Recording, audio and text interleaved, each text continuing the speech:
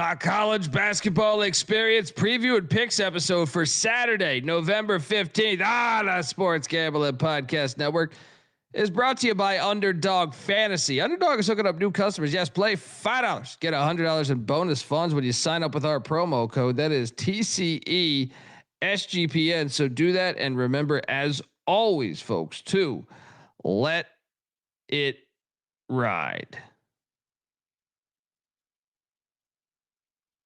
This is Coach June Jones, and you're listening to SGPN. Let it ride.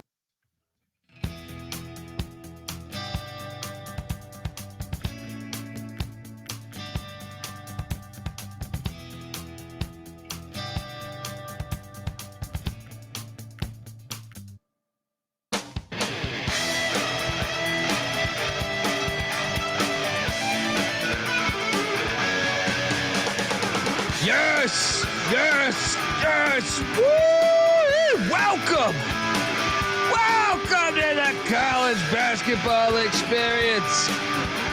Preview and picks episode for Saturday, November 15th. Are we really this far along already? Oh man. Wild day. Not the greatest picking every game ATS, thank God. Couple dogs came through for me big time. Excited to talk about it. Some great games, some great rivalry games, and some more tomorrow. If you're wondering who the hell you're listening to, my name is Colby Database Dan, aka Pick Dundee. That's not a pick. This is a pick.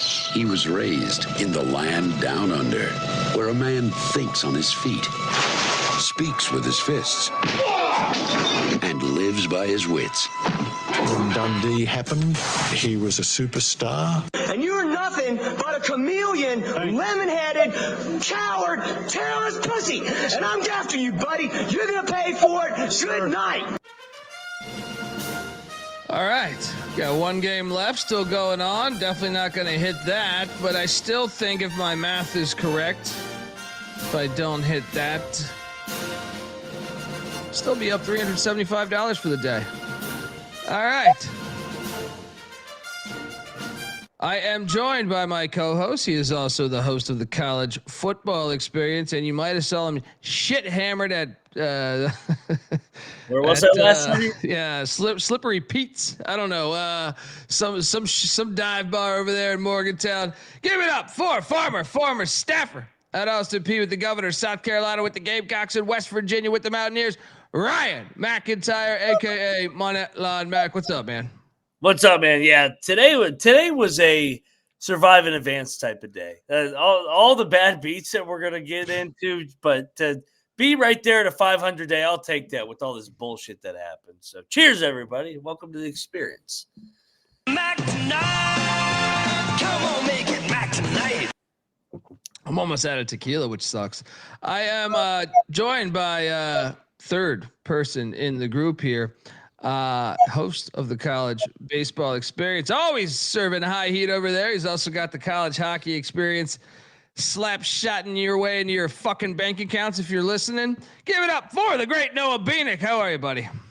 I'm doing all right. I love the phrase that Mac used as a survive in advance type of night, because yesterday I didn't really enter the show with a ton of plays that I liked or the cocktail napkin liked. So it was a lot of, I'm not going to come on the show and give out nothing, just only leans. We don't give out leans on this show or this network. So it was a lot of, I guess, trusting my eyes, but my eyes let me down today. I went 5-9. I think it's my third or fourth losing day of the season so far.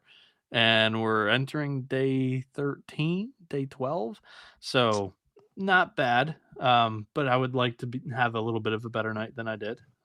And also wasn't able to catch a ton of the games today. So that was the unfortunate part too.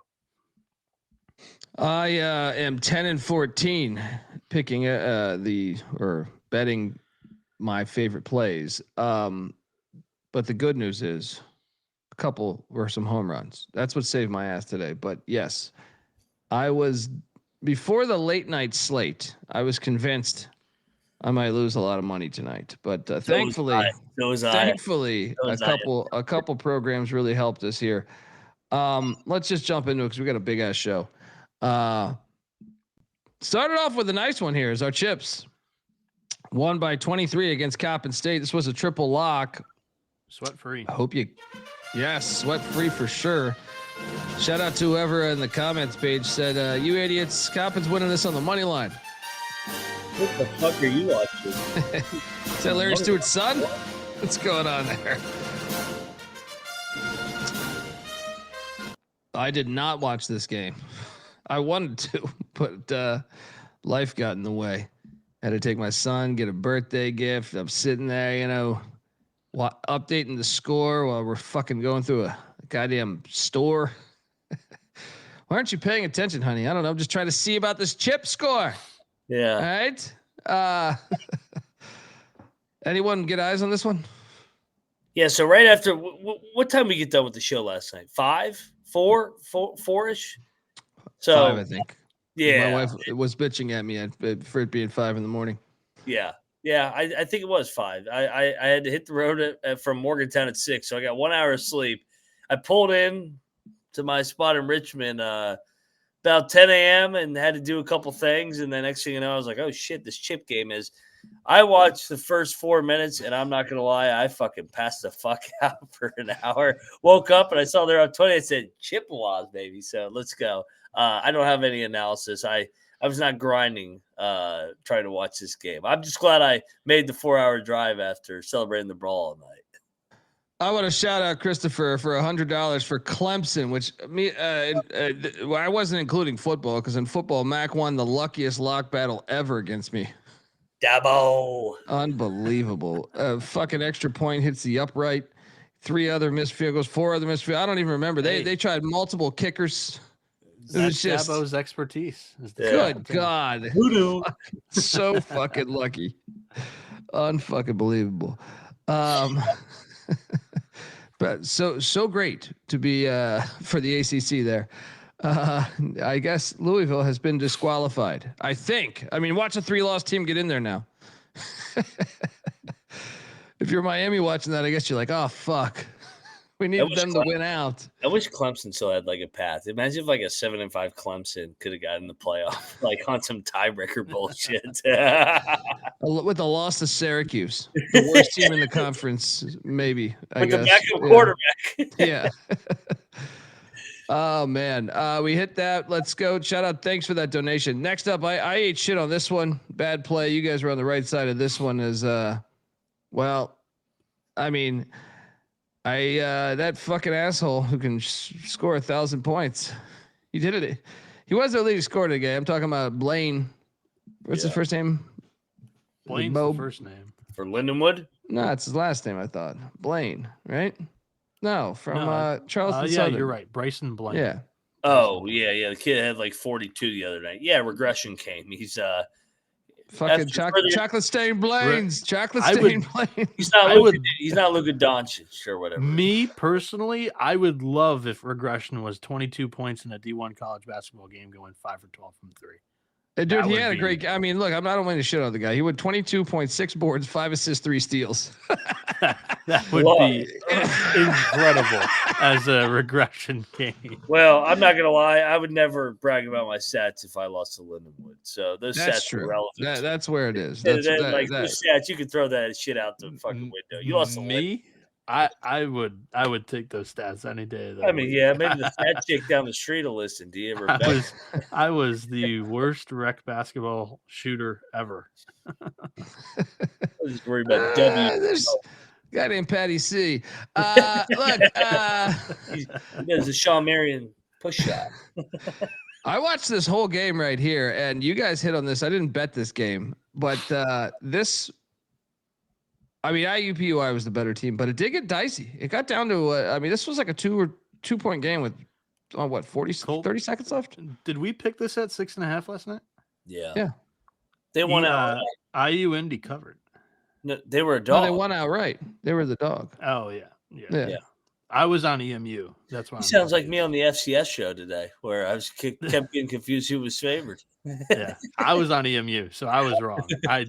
wasn't sure where Colby was going. What Mac doesn't realize is if he thought Providence fans are bad, wait till he meets these Montana State fans. They're gonna come for me. I'd be like, sorry, I was on 1 hour of sleep. Well, I don't They're cold, but they're counting down 765. Fantastic. You don't know, I know what you did there. We get that in the stream. Oh yeah, I like that. That's good to know. Did you guys watch this? This was a fun watch. I mean, I came away thinking Eastern Michigan's still better than what I thought they were going to be this year, despite losing this game. Is that fair? Ooey Pooey is so fucking entertaining. Like it's just like it's the most shit show game. It's like, is this really a college basketball game that I'm watching? I feel like it's never over too. Like they had that thing at like 10 and you're like, oh, I can turn this off. And then right before I was trying to find something else to put it on. And that's like Eastern Michigan scored like 3 straight layups in like 30 seconds. You're like, oh shit. I was like, Eastern Michigan might win this thing. Yeah, there is no prevent defense in this system. Honestly, they're the best team ever to live bet. If you you can get like 7 to 10 points on the other side of the spread. Just take both sides. You're gonna hit somewhere in the middle. It's a shit show. That is a good point. Just ride the wave. Yeah. Yeah, apologies for the no slides on FCS. We're trying for next week. Next week's a big week, so I gotta stay up late or something. It's hard this time of year, man. Another thing is I'm going to be in Charleston for the basketball tournament, so I don't know how the fuck we need more manpower. We need more manpower. Next up, we had Lehigh and Rutgers. Dude, this game was dicey too. I had to put this on the TV at one point. I forget how much time was left because I watched so much basketball, but I want to say this was like a 4-point game with like 5 minutes left. But I was like, is Lehigh really going to win at Rutgers? But Steve Peichel and company get it done. Did not bet this game. I took the point, so I got this correct, but didn't bet this. Mac, did you catch this? I did not. So back-to-back Rutgers games, they didn't cover. But I mean, hey, what, 3-0? They did a nice job of having a nice 5-0 non-con before they hit Tennessee and Notre Dame, wherever they're playing those games on the neutral site.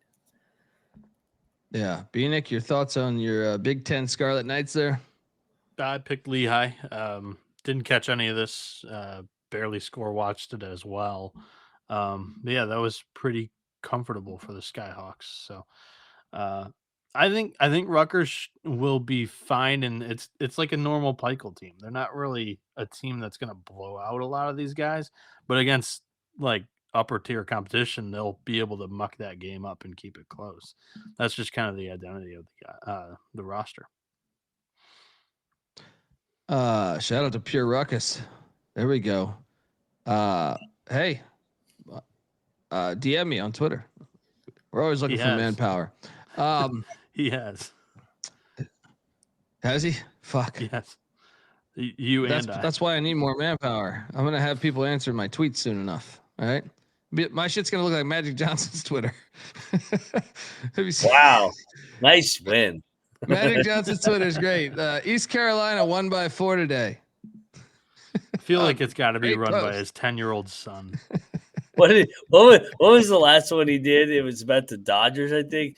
He's like, wow, this series is tied 2-2. The winner is going to have the inside track. Pivotal. It was a game 7. It was going into game 7. Stay tuned to see who will take control of this series. The winner of game 7 is going to be World Series champion. God, that's what you're going to see my tweets. That's actually what I want my Twitter to become. I have aspirations. Problem is, I start drinking. Next thing you know, I'm shitting on, I don't know, John Elway's teeth. Yeah. You know what I mean? Just random fucking. Were you shitting on people today? I was shitting on people today. I love shitting. No. Today I was too busy building slides, and then I was enjoying. Man, those football games. The fucking FCS game tonight was awesome. It was a fucking great game tonight. South Carolina State, North Carolina Central. Yeah. Game of the night to me. Oh, that game was fantastic. Yeah. What I DM'd you a year ago probably still stands now is like, yes, Colby would love manpower, but also like they're not hiring. That's the main. Oh, is he looking for? I'm looking for manpower as far as someone that can. We'll start you off in the opening up mail on Canva. That is by doing the slides. and then I can report back saying, hey, we got this this good son of a bitch just building all these slides. But I admit, sometimes they offered me with AI doing the slides, and I don't like the machines taking over, man. And I've seen too many Terminators for that. We also explored internship, and that was also a lot of work too. It's like you're doing a lot of work to then. Well, no, the worst part is they're like, yeah, Colby, you do hold the interviews, and I'm like, yeah, okay, that's not going to happen. Yeah. All right, take even more time out of your day for finding the intern. Don't worry, give me 2 months. Look, I'll be in Morgantown next month. I'll find us an intern. Hey, I got into You entertainment want for intern? a reason. I'm not the type of dude to sit there with the fucking shirt and tie on asking how your weekend was. You know what I mean? That's just not. And what do you offer this company? Fuck off. We we believe in diversity here, so we need another female. Well, I'll find us a female intern. Yeah, I don't do this. Come on, you kidding me? All right. We need a female on the network. So I don't. I don't think you. I would just assume. That David Letterman didn't hire the intern on the Tonight Show. I mean, maybe sometimes he knew somebody or something, or Axl Rose wasn't the person in charge of the A&R. Or the street team. I don't know. Maybe at the early days. But anyway, Rutgers won the game. Shout out to Steve Peichel. The Citadel, I lost money on this. You fucking losers. Their defense is awful. Good God. I watched this whole. I watched. I shouldn't say I watched the whole game because I got so fed up with their defense, just letting everybody score, that I quit. I was like, dude, this fucking team's terrible. Why did we ever take them against Boston College? This defense is so bad. How the fuck? Yeah. Bieniek, your thoughts on these Wolves taking on these Citadel Bulldogs? Don't throw the we. That's what I need to do. They have this on. They have this on at the. They have this on at the Ruby Tuesdays. You were grabbing your blooming onion. You're like live in the Citadel, West Georgia, at the Ruby Tuesdays. I honestly can't even remember who I picked in this game because I didn't put up picks page again. But yeah, don't include me on the Citadel against Boston College bet. That was not me. I know. I'm just saying in general, like, good God, this defense. Max over there dying. Dude, I get the fucking Morgantown cough again. Every time I come back from Morgantown, I'm like coughing up a fucking lung. He's like sending a dog to the kennel. He comes back with a cough. Morgantown cough.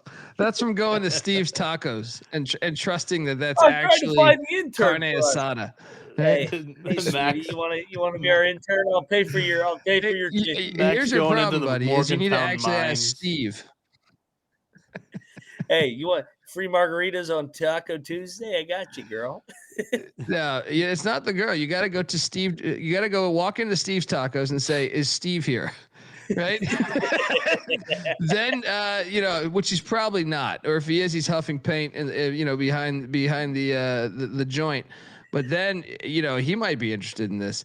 But I'm gonna make sure whoever it is, whatever broad, and be like, "Hey, tell me about your process." I don't have that video, dude.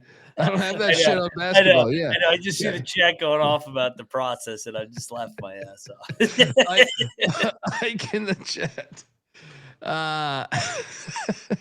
Look, if you eat enough strangers' assholes, I do believe you'll get a cough. Welcome to the college basketball experience. You're looking live on a Friday night. You're looking live at a Morgantown bathroom stall. You know what I said? All right, the apartment starts. Let me get my apartment back. I keep coughing up a lung. Let me go back full time so I can be acclimated with the condition. Yeah. All right. Steve has the apartment next to you, I bet. All right. I hope not. God. Hey, shout out to Interested Party giving us $5. Sorry, Bieniek, you can click on that again. Sometimes I get carried away.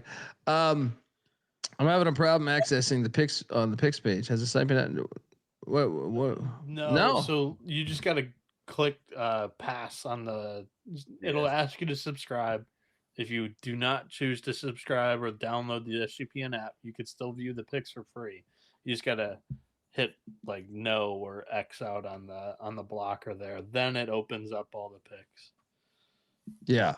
And then you get access to all of the games. I got my ass kicked here too. I actually started off absolutely Dude, we got fucking terrible. Killed the 7:00 game. Yeah. Northern Iowa was pretty fucking efficient today. And the defense was good and Furman's was not. That's my breakdown. This was a horrible pick. I don't even think it was. I mean, I guess it was close maybe the first 10 minutes. No, I got killed. But after that, I mean, it was over. It was like a 10-point game from there on out. Oh, that was a battle. I forgot. Bieniek. UNITY. Didn't have many wins, but that was a lock battle W in my W column there. There we go. Furman's one of the more confusing teams to me this season. I thought they would be a lot better early on in the season than they are. Yeah. But then again, I also thought, honestly, early on to it, I don't want to overreact with the SoCon not looking so strong. Western Carolina, I've not been as impressed as I thought I would be. The Citadel, we just went through. Who? Wofford? Trying to think. ETSU. ETSU's terrible. Yeah. Wofford actually did pretty good tonight. ETSU starts slow every year, though. Yeah. Terrible play. Nice pick, Bieniek. Next up, Rhode Island drilled Albany by 19. I picked this correctly, but didn't bet it, of course. Next, you guys want to talk about this one? No. Nice logos, though. There's a couple of those tonight for sure. Thank you. The art of the logo is a real thing. We're going to teach these interns. You can't just be throwing up bullshit. That's why I couldn't count on AI. All right. AI would not give you Saudi Arabia State. All right. AI would not deep dive like some of these logos. I mean, I find deep in the internet on a program from the 1940s or some shit like that. So not that I know, maybe I am wasting my time, but hey, beauty's in the eye of the beholder. Right. Next up, we ate shit on this. I watched this whole game. Big time shit. Fuck E-Market. Oh my God.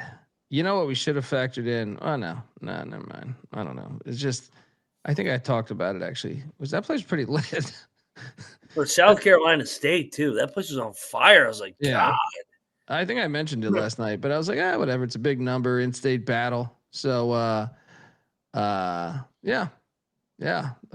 pick, and the losses were off and running for Dundee at least. It's not even close to my worst pick tonight, though.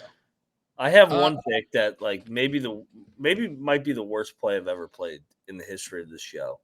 I went 1-7 to start the day, so that's 2-6. Cheers! Welcome to the experience. I was just sitting there. My wife was wondering why I was starting to get upset. She's like, "We're having a good day." What are you talking about? I was like, "All right, you got your son, you got your, we gotta go to a birthday party. Why are you so angry? This fucking shit, fucking Fairfield, right?" I was 2-6, and I go, "Good God, let me put on the backyard brawl. I got 2 TVs. Let me put the backyard brawl, football on one and basketball on the other. So I'm just getting a good mood." Yeah. Then she made a nice dinner, and I was halfway through the dinner, and Clemson and Louisville missed another field goal. I'm like, "Fuck this dinner!" I'm like, what the fuck, man? Like, God. That's how my day was going. There's no off switch like for Colby. Yeah. It's always on. Like, motherfucker. I'm telling you, first it started with like, you had to put the game on in that room where we're eating dinner. I was like, this is a big game, honey. Big game, right? It's a lock battle against Mac. All right, we'll put it over here. Right, it's a big game. It did help your pit pick, though. It did. Right. It did.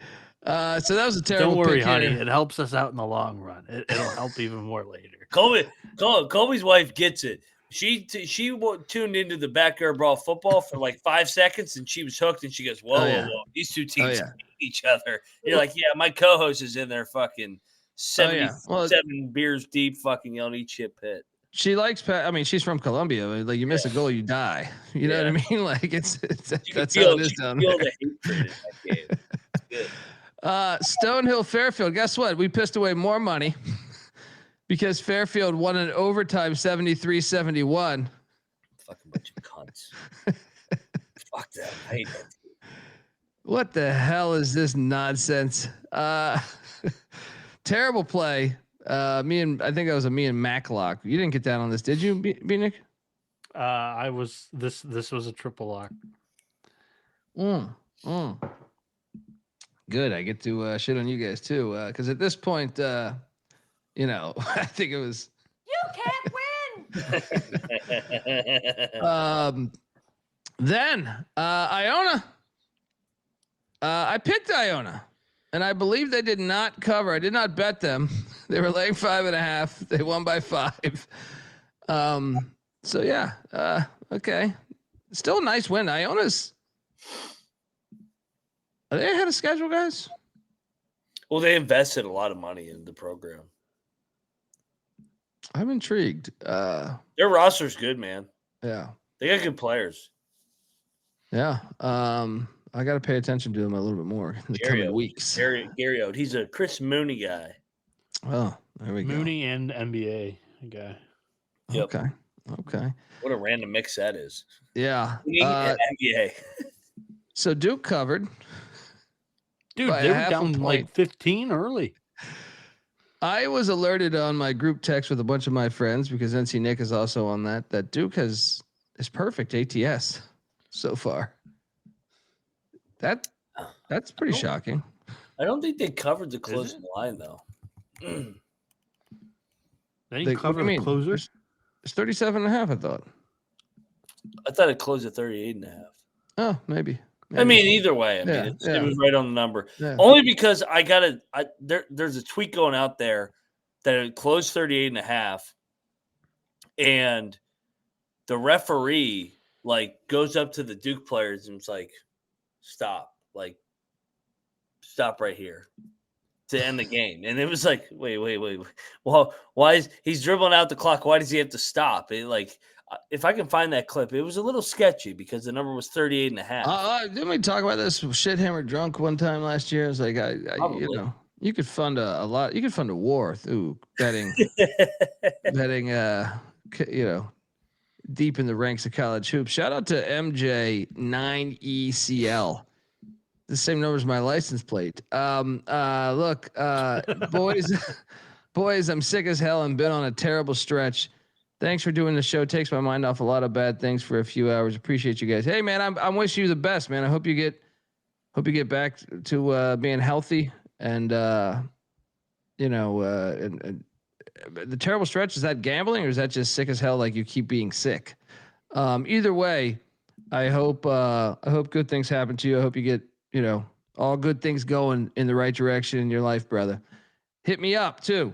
I'll send you a shirt just for being here. All right. If you want a shirt, keep you warm so you won't get us sick. How about that?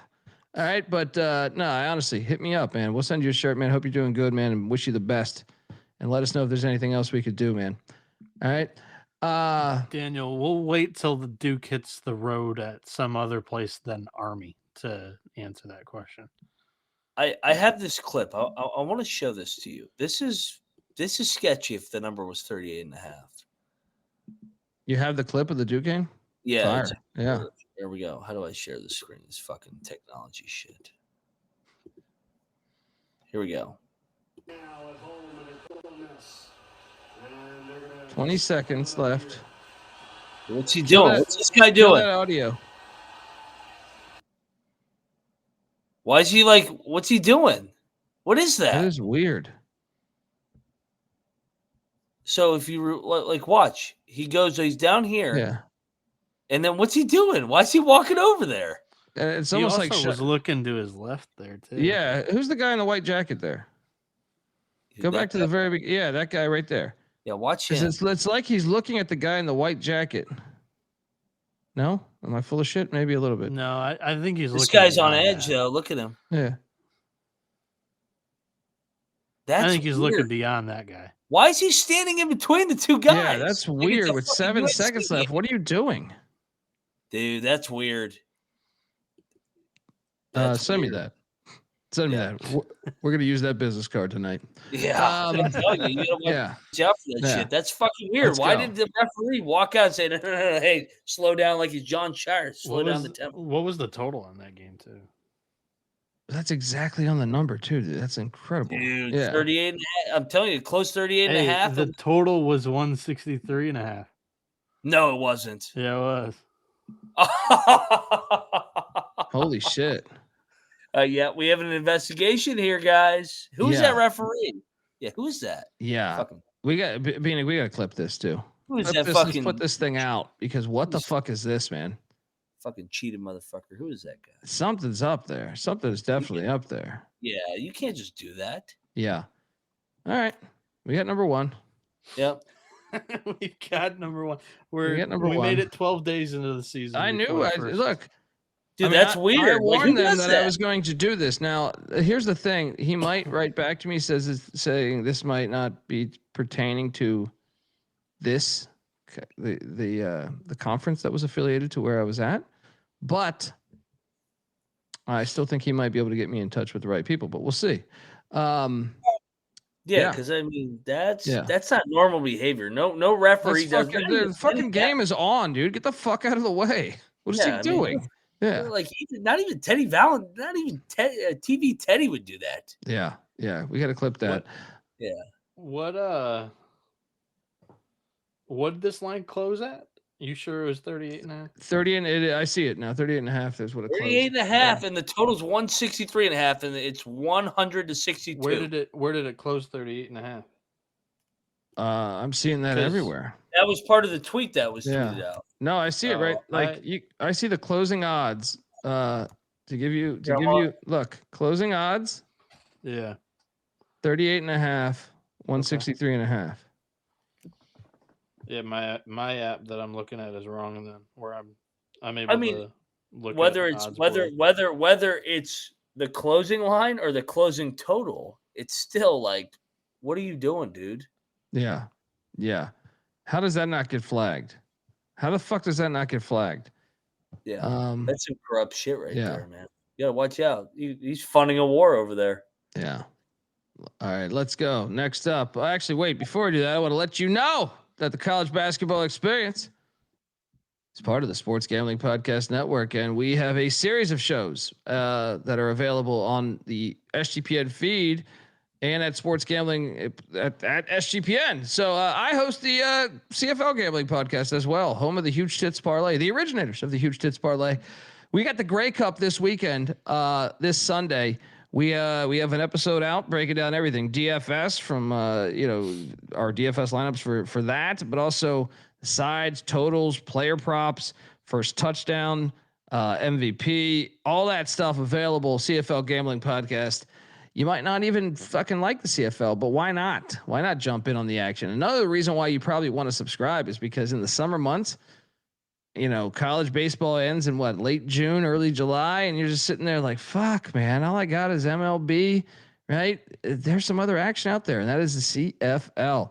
So jump in and check out the CFL Gambling Podcast. Also, my buddy, Sean Stacking the Money Green from the Sports Gambling Podcast, he hosts a show called Get to the Points on SGPN with fellow comedians, Doug Stanhope and Brandon Walsh. Absolutely hilarious comics, all three of them. And just something you should definitely check out. NFL picks every single week. Get to the Points and subscribe to Get to the Points. And remember, as always, to let it ride. We're also brought to you by Novig. Novig is America's #1 sports prediction market.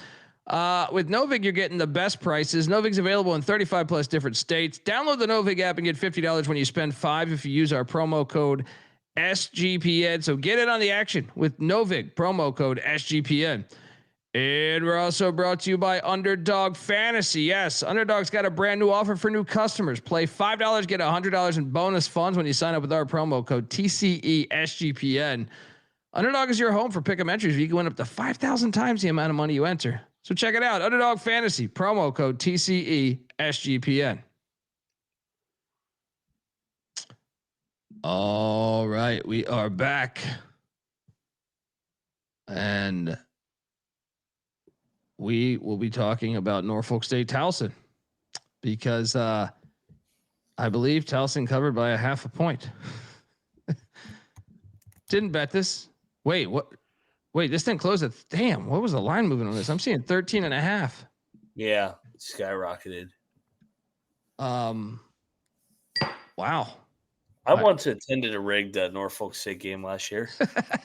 Remember that game? I did remember that one. That was the scene of the Anyone crime. bet this? I didn't bet this. No. Good win, Towson. Towson's good, man. Tough defensively. So is Norfolk. Easy to say that when the game had 92 total points, but yeah, I know. of them are Well, very I mean, good. those are the identities of their teams, Yeah, though. both Like, of them are very good. That's what they both do. Yeah. We got a 46-point win for Kentucky against Eastern Illinois. Why did we not bet this? Mark Pope called out his team after the game, too. Yeah. Mark Pope said He hates his team. we still need to find our identity, is basically what he was saying. Yeah. Yeah. Also, Jalen Lowe, paid $22 million. they're kind of in that same situation last year with Butler. Like, if Jalen Lowe just calls it a season and just gets ready for NBA draft or whatever, like they're fucked. So yeah. And by the way, MJ, going back to what I said before, man, if hit me up on Twitter, man. Let me know your situation if you don't mind. Next up, wow, good God. Oh boy. I had $100 on Louisiana. This fucking team. Beat down. I had issues with camera there. With these fucking Louisiana teams lately. But not one Louisiana team, but 88-62. I piss away money here. We got fucked up in this game. Oh yeah. This was never close. This was a horrible. I thought this is what you're referring to for your worst pick, maybe. No. There's one that's by far worse. Just a terrible play here. And the worst part about this was like, I really believed this one was going to hit. I thought, I was like, this one is going to be like a 9-10 point game, 8-point game. You know, the line moved against us too. I saw it go to 15.5. I was like, what a bunch of fucking idiots betting on McNeese. They were right. Yeah. This next one, I should have bet. In hindsight, I was considering doing this, and I didn't, and I regret it because Hofstra did win by 6 against Bucknell. Why didn't I bet this? You scared me off, Mac. I'm blaming this one on you. Yeah. Scared me off betting this one. I didn't bet it. I know, but I was like saying, should we lock up Hofstra guys? And I know that's a little bitch move to ask for your guys' consent for us to bet this. My voice doesn't carry as much weight as Max. I said I'm on he was 12-1 last night, so I mean, yeah. Shoot. Yeah, wait. Look, when I was 11-1, and then as I dozed off, I get a DM being like, "How the hell did you bet Louisiana?" I go, "Why didn't you DM me last night? Where were you last night?" My voice when you get the more technical weight foul, when you get the technical foul and you get to pick the shooter on the bench, right? Yeah, you know what I mean. You normally pick the shittiest one, not the best one, I guess. But I picked the best one here. My voice carried weight on my worst pick of the night, and we'll get to that soon. In fairness to me, Bucknell did have a double-digit lead in the second half. Like, it wasn't like this was. I mean, yeah, but then Hofstra also had a double-digit lead in the second half. This was a wild game. Yeah, I wish I would have time to throw it on tomorrow, but maybe Monday morning. Shout out to Nick in the chat giving us $20. Go to the DU home opener tomorrow. Oh no, Denver season tickets, baby. There we go. Get Bieniek. Is that your burner, Nick? Are you Bieniek's burner? What's going on here? You're a Denver season ticket holder. I love it, Nick. You're one hell of a guy. Thank you. How much did he pay you to pay us? Let's go, Pios. Look at that. All right. Yeah. That I agree, Avetta, right? We got to worry about that. Next up, we should expose the shit out of those refs. Like, if that's what actually happened, I have no problem fucking calling that fucker out. Yeah. I agree. And even if that means I can't go to the media days next year, who gives a shit, right? Look, they should fucking thank you. yeah, you would think, right? This game was fucking. Oh, this was the there was 2 really bad beats. Now, to be fair, for this one, I did get flat 7, so I pushed. But this game was ridiculous. This game had no business pushing. I mean, what? We had Jacksonville State was up like 20 majority of this game. 26-6. Somehow they were losing like with 7 minutes left. I go, how the hell are they losing? Oh man, I turned it off thinking this is cash in the bag. Then I had to put it back on in the final minute or two. Wow, unbelievable. So at least I didn't lose money on that one because I got a better number than what we offered here. But still, I did lose here, and I did watch. I put this on Peacock, just to see if I was right. There was about 6 people at this game. I was 100% right that no one, and it still didn't matter. And they played well for about 25 minutes. They did, man. Did you watch this? I just score watched it, but I was looking and I was like, oh shit. There are a couple other games that are coming up down the pipeline that I'm definitely going to get shit on by both of you, but this is one of them where I was like, I'm actually going to lay the points with USC. You guys were all in on Illinois State, so I think it was just me. Did Mac go on? Did you bet this, Mac? Yeah, I bet Illinois State. 7 o'clock window. That court is terrible, by the way. It's not friendly on the eyes. That court for the Clippers with like 50, it's like a goddamn NASCAR jacket. There's like 50 sponsors on the court. It's shit. It's too much. I think they paid off the arena. It's too fucking much. I mean, you would Steve Ballmer. What, he needs money, right? Well, yeah. I mean, I know, but he didn't just. There's a reason why he made that money, right? He also got caught this off season. So. Oh yeah, that was great. That was fantastic. So he might need some money. That's true. That's true. Ballmer got a little bit of a dust up. A little bit. Just a little bit that's kind of like spoiled and boiled over into some other shit too. Yeah. I respect him more now. There you go. He's always a fucking dork. He's a weirdo. He's a weirdo. The only thing that saves him is the guy before him was Sterling. He's a nice guy. It's like anyone would have been amazing as the owner after that. Sterling's over there dropping the N-word. It's like, Jesus, all right, you gotta go. Wait, actually, he didn't drop the N-word. It was just he was calling them. He was just saying, "Don't bring black people." Bill Burr has a great bit on that about how it's about how he was probably pretty liberal for the time he grew up in, because he's like, he didn't call him the N-word. He just said, don't bring black people to the game. And it made sense. Bill Burr's joke. I was like, well, it's pretty crazy that he didn't actually say that, considering like he had no idea he was being taped. You know what I mean? Like those tapes were all that chick that the irony is his mistress was black. So it's all fucked up, right? What a fucking idiot. Isn't this when Richardson sold the team in Carolina, like right after this too? Yeah, but I don't know that. I mean, that one I can't tie it to one specific thing besides just I heard he was just like a womanizer, right? I heard he was just a womanizer. The Sterling one, he'd been a piece of shit for a long time because like he owned a bunch of buildings in LA. I have a story about this actually, man. I have a buddy. So when I first moved to LA, shout out to my guy Castro.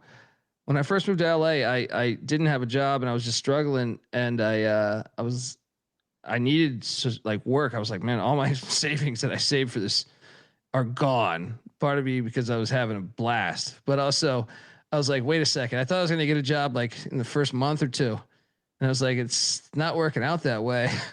And then I remembered that I knew someone in Orange County that in Anaheim, right? And I was like, wait a second, maybe he can get me a gig, right? Even though I don't want to be in Anaheim, but I didn't have a car, right? So I was like, well, maybe right now I just need some sort of money coming in. So I hit him up and he's like, yeah, sure, I can get you a gig, bartending at this club in Anaheim. So, but I didn't have a fucking car. So I was like, okay, well, how's this going to work? So I was taking the Amtrak, and I was so broke. I right from the start, I was like, this ain't going to work because I'm losing money taking the Amtrak. But my guy who worked at Amtrak hooked me up, right? Like I didn't know him, but we started talking one day, and his name was Castro. Shout out to Castro. I don't want to burn him too much here because he was definitely hooking me up. But for a while there, I used that hookup forever, like to do stand up in San Diego and stuff. I was hosting a show every week in San Diego, so I definitely owed him. I still owe him, right? But he hits me up one day. This is pre that shit where he goes off on the recording on going off on black people. And he's like, dude, can you do me a favor? Can you go to this apartment and say that, and show up to this really nice, they just built this apartment complex, or maybe it was like a year old or something. And ask to say you're interested in the apartment. They're going to show you one on the first floor facing the pool and tell me what they quote you at. And this is when I realized, like, man, this is a fucked up. I mean, I should have realized this before, but I just thought, wow, I owe him, so I'll do it, sure. But I was like, man, I got to take time out of my day to go meet up, and I'm like, what's the point of this? He goes, I just got a feeling they were fucking me over. And it was a Sterling-owned building. I shit you not, right? I found this out later. I didn't know that then. I go in there. They quote me a much better number than him, dude. It was fucking crazy, man. Really eye-opening. Sometimes you're just going through your life. You have no fucking idea what the obstacles other people are facing. And I shit you not, man. I was like, yeah, I was successful. I wrote these movies. I'm coming in from New York City. And they're like, oh, yeah, well, we got the same exact apartment they show me that he described. And then boom, that was it. And it was a Sterling fucking owned building. I shit you not. It's crazy. Anyway, the world's fucking terrible. Very terrible. Wild times. We try to make it better here. All right. By telling everyone to go fuck themselves, right? Yeah. Anyway, sorry for the tangent. I hope that is why your breakdown on USC was good, right? Yeah, we're talking about how bad that building was. The floor that they played on in that game. But yeah, I started on Donald. I don't know how we got to Donald Sterling, but dude, that's a horrible fucking thing. Steve Ballmer escaped. It went from the floor design to Ballmer doesn't need money. Oh wait, Ballmer kind of needs money maybe. To at least he's better than Sterling. Yeah. Shout out to my guy Castro, man. I owe that guy. Great fucking guy. Next up, SIU Edwardsville. That win. Yeah. Wow. I didn't watch this. What happened here? This was a back and forth game, right? Yeah, they grinded it out and made more plays down the stretch. Drake's a work in progress. They don't have a point guard. I mean, that's like pivotal in college basketball, is you need a steady hand in the backcourt. And I don't know. They don't have that or scoring back there right now either. So this Exact and Federico, they've been a really good front court duo for Drake, but it's kind of a work in progress, like Max said. And Edwardsville, another road win, big one. Yeah, they're impressive so far this year, man. I didn't watch the game, so I can't speak too much on it, but that to go in there and get that done, super nice impressive. Yeah, Indiana State. Yeah. Next up, we have. Thank you. Finally, Tulane's a fraud. Finally, the No Limit Soldiers. I had it on the money line. Go fuck with you, and the show coming up next. To quote Earl Weaver.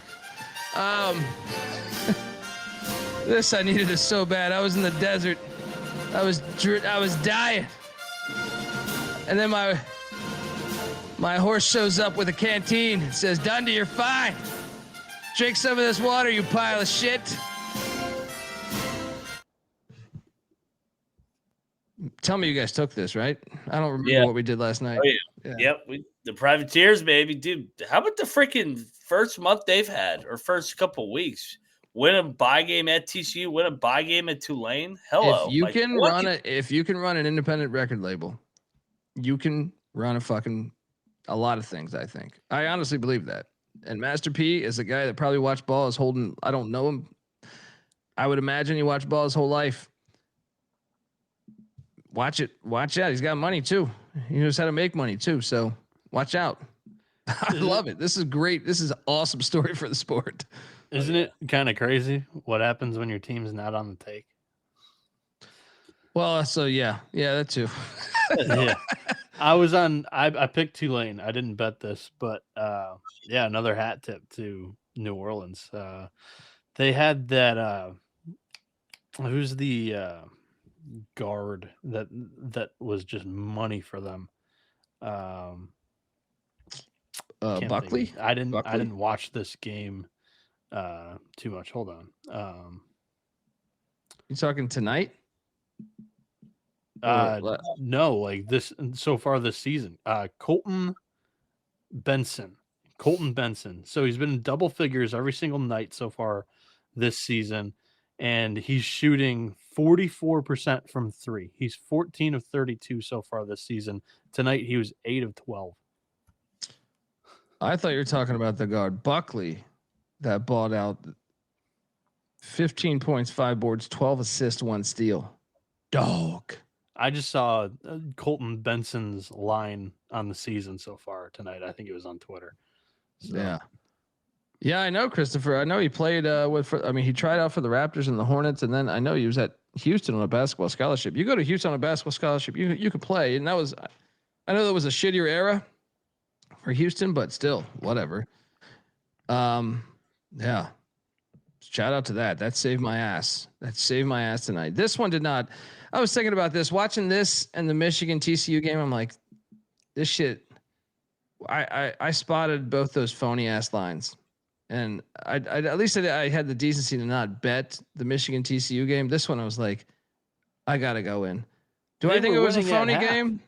Nah, dude. But I watched that whole fucking game. Yeah, it was this shit. It was a terrible bet where the wheels fell off, but it was close. I, again, didn't watch it. It was close for 30 minutes. Here's what I want to know though is this is where I how the fuck did they have that number at 2.5? I just don't understand how they had that number at 2.5. Ken Pom had it at 1. It just seems rigged. That's where it seems fucking rigged. It's like when it's like if anyone watched UAB all year, you'd be like, damn, they look like shit. And High Point looks awesome. I understand, but how can they factor in exactly this point for them to be this line to be that tight? I don't know how the fuck. Ken Pom, he's working for the books. Mac, your thoughts on this one? UAB was certainly the better team. Not making any excuses. Nice lock battle win. Yeah. I think this is where, and I know a lot of people disagree with me, where I ride the culture and the coach more than pretty much every other podcast. Andy Kennedy's got a 20-year track record of winning games, and they got embarrassed earlier in the week. So I'm sure throughout all those fucking little stats and all that fucking numbers that everybody likes to fucking read off, that shit don't matter. He called out their fucking manhood, called out their pride, and they played their ass off tonight. They competed, and they were the aggressor. They hit High Point in the mouth early, and then High Point did settle in, but then coming out of the half, they fucked them up, man. They played harder. I just find it ironic that there's 2 games where the lines made no fucking sense. High Point came in smelling themselves. That's like the way I watch that game. High Point, they thought that they were just going to walk in and win this game by double digits, and they got hit in the mouth, and it was the first time they really got hit in the mouth this season, and it's hard to win on the road in college basketball. I think that's the biggest takeaway, and we'll get to Michigan here. I wasn't even that lit though. But it's still different though. They've been playing at a neutral or at home where they get a home atmosphere. Now they're actually going into a road atmosphere. It's hard to win on the road. Yeah. Statistically, that was my worst bet of the night. Well, I just think I gotta just because I was explaining to my wife that there was 2 games that stood out. This is before the games tipped. I was like, there's 2 games that make no fucking sense to me, in my opinion. Like the lines make no sense. TCU, Michigan, High Point, UAB, and both favored the fucked up lines. You know what I mean? Both favored the team that just. So it's like, why didn't I bet those? I should be betting those because I can pinpoint what the fuck is that number. Why don't I just trust betting it? It's because I watched High Point before. But yeah. Anyway, nice lock battle win. Good win great makeup win after losing to fucking Alabama State. Yeah. And Kennedy, man. Good bounce back, man. He needed that. Yeah. Next up we have This game was rigged. You're looking live at the college basketball experience. I want to punch that walk-on in the face personally that missed like 3 layups in the last 2 minutes. Like wide open. I'm like, well, I got 23. If you had this number, you actually cashed. 23 and a half. Yeah, I had 23. That shit was a joke. Yeah. What were they up? They were up 30, right? I mean, I didn't watch a lot of this game, so I watched the end of it. I mean, they're up 20. Yeah, it's fucking. Whatever. Yeah, unbelievable. Next up, Milwaukee. They covered for me. This was this a lock for? Why? I feel like we argued about this. This was a lock of mine. Okay. Yeah. This was 17-point game final. Technical emotions. So a 5-point game at the half. Yeah. Shout out to Bart Lundy's bunch. So anyway, next up we have hey. This is the only reason why this in New Orleans, the only reason why I'm in the green tonight. I was all over this fucking thing. Veteran team going into College Station. Money line play. Plus 500. Put that in your pipe and smoke it. This wasn't like a gimmick buzzer beater like last year. They beat him by 12. All right. There you go, SEC. All right. Big 12 actually showed up today. I mean, I know TCU lost. But Big 12 had actually a really good night. Yeah, Colorado and shit. Yeah. Arizona. Your thoughts, Mac? I did watch 90% of this game. A&M led 54-40 with like 12 minutes left, and then what they finish the game on? Well, dude, it was tied up. It was tied up at half, if memory or like if maybe A&M was up 1, something like that. So I was like, oh, we're live in this thing. There was a point where A&M had a stretch. I didn't know it was 54-40 though. I thought it was like 12 minutes. Yeah. So that means UCF in the last 12 minutes finished the game on a 40. What's that? 46-20 run in 12 minutes. That's crazy. Yeah. Veteran team. They shot 14 from 28 from 3. Yeah. We win for Johnny Dawkins. That is a big win. We talked about it in the preseason. And Mac mentioned it last night, and it was a part that I could have had in that clip, but I left it out. Buckyball, we're still kind of like waiting to see if this thing plays at the high major level, because he never had a great defense at Samford. It's like a gadget type of style of basketball that it's like a Gene Chizik, Hugh Freeze.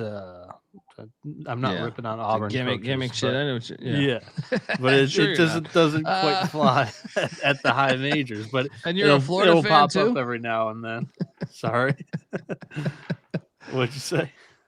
So I'm just joking. We know you're a Florida fan, so I'm sure that wasn't directed at Auburn. But at Samford, he had 4 defenses in the 5 years that were ranked outside the top 200. Like it's kind of the proof is kind of in the pudding already. You in order to become high major coach and take a step up that ladder, typically guys have already figured that out and have pretty good balance on both sides. Did Trev Alberts hire Hoiberg, or was he? I think Hoiberg was already there when he got there, right? At Nebraska? Yeah. Hoiberg was there. That's what I'm saying. I don't know about Trev Alberts as an athletic director. Always thought he was a shitty college football analyst too, to tell you the truth. All right. So yeah. We'll see. We'll see how it goes. Although the Elko hire, but that was before he got there too. And right? also that was before he got there. Yeah, I think that was right. I think that was right before he got there. Yeah. So that was a beautiful storm. Yeah. You think that was the board and the boosters that were trying to hire Stoops? No, I believe the boosters stopped it. I think the board wanted Stoops. The boosters were like, no. Or one big booster was like, fuck that. Okay. From what I understand. I mean, just from what I've heard. So take it with a grain of salt. Yeah, great win. Next up, I cashed on this, you little pile of shit. You give me a hard time about this Eastern Shore nonsense. All right. Blue Jays flying high, no ruffled feathers against these Eastern Shore birds that were sitting there in Nebraska. 84 they did score more than 29 though. I'll give you that. Your thoughts, buddy? I've got nothing to add. They kept it within 40. They were 2 for 15 from 3. I didn't say they would play good. Destroyed. Yeah. I didn't say they would play good, but yeah, I thought 32.5 with the travel coming back from Spokane was a little much, but it turned out it wasn't. They covered comfortably a little bit. Yeah. Mac? Yeah, I don't have much on this game. Yeah. It's a 40-point win. It's a winner. Good bet. Fly ball caught. Yeah. Next up we have. Oh boy, you sold me on this one. Big game. Like I'm telling you, the game is over. They're up to 15 with 2 minutes left. I watched this whole game. I agree. I mean, this went down the stretch. Yeah. You see that kid, that pass the kid through? He just randomly, like, they get pressed, he just throws it in the first row. I go, I'm like, all right. Like, Rice only wins by 7. This game was like a double-digit game the whole second. Now at halftime, I think it was like close, right? Yeah. Yeah, Rice was up 1 at halftime. Man, I felt you look. I'm giving you shit, but I'm saying I felt great about this once you made your point. I was like, this is gonna hit. Yeah. Unbelievable. Next up, we got Iowa Xavier. Iowa hit, win by 19. Xavier's fucking terrible. Watch this whole game. Xavier played well too. Xavier was winning midway through the first half. They played hard as shit. They just suck. How did they not cover this game? Dude, Iowa had like a 10-minute drought in the second half, and they still won by 19. I know. This Xavier team's terrible. Like, the spot was so good for Xavier, and Iowa did everything they could to give it to Xavier. Xavier just couldn't take it. That team blows. Yeah. Clark makes a good point here too. Like, Chinese restaurant, they know rice. They know rice pretty well. So that's good. That's good. Should have thought about that from the start. All right. We could have used that last night, Clark. You bastard. You've been holding out on us. All right. Next up, we got Samford, Arkansas. Wow. We got to talk about this. I took the points, but I didn't bet this thing. Good God.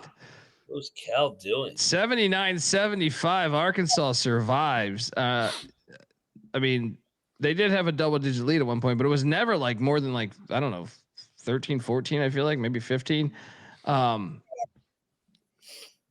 Wow. Do we panic? Between this and Michigan State, I'm like, man, I kind of thought Arkansas would be a lot better this year. They got Winthrop and Jackson State next, so there's that. But wow, unbelievable. Last year they didn't look great in the bye games either, if I recall. Yeah. They had a really slow start both in bye games and then what was it? 0-6 in the SEC. Then they won out. Yeah. Didn't watch any of this game, but shout out to, I believe you guys picked. Did you guys bet this? I bet The Hampton. bed Yeah. and breakfast. Hampton 72, Brown 63. This was an ass whooping, I think, right? Yeah. Should've Hampton went looks in. good, man. Hampton's good. Should have went Good in. team. Should have went I in wouldn't- there. I wouldn't describe it as ass whooping. I would save those for like 15, but 9-point win, easy cover. Yeah. Yeah, they bet. I just feel like Hampton was always winning when I was score checking. I didn't watch the game, but I would score check periodically, and I just felt like they were always winning. I don't know if they're ever really blowing them out, but yeah, I mean, as a dog, winning comfortably the entire game. Easy. Next up, we got we cashed here.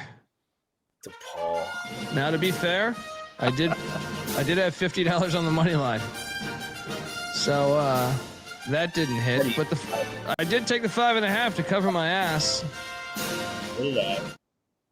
Now, I must admit here, full transparency, I watched 75% of this game, and in the final 2 minutes, I was distracted by eating dinner and the Louisville Clemson game.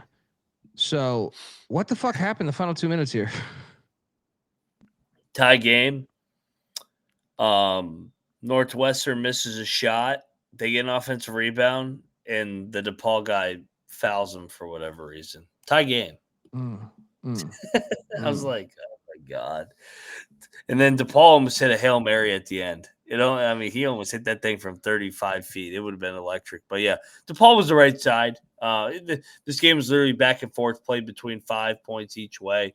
DePaul's kicking themselves, man. They had a chance to win this game. They probably led more of the game than Northwestern, to be honest. Bieniek, you had your eyes on this? Nope. The only slate that I caught, I saw Michigan at the restaurant that I was at. That was on the TV for a lot of it, and then got back for the late slate. The Arizona UCLA game was able to get on the screen, but that was about it. But yeah, this is a game that definitely probably deserves a replay watch for me tomorrow because it looks like it was a tight one. Oh yeah, it was played between 5 points each way the whole entire game. Yeah, it was a good game. Good crowd. Too. Yeah, that was a good crowd actually. Oh, we cash double lock on these buffs. Providence shit out of here. That team's strong. Look out, just watch him go. Down to Buffalo. Oh no, it's a guy on a Buffalo. Shout out to Tad Boyle. We got this one done. Barrington Hargris, 15 points, 11 assists, 4 boards. He was have that fun, UC Providence. Riverside star last year. Yeah. So I mean, it's early on for the Friars, but they do have after New Hampshire, they're at Penn State and at Wisconsin. Colorado, they suck.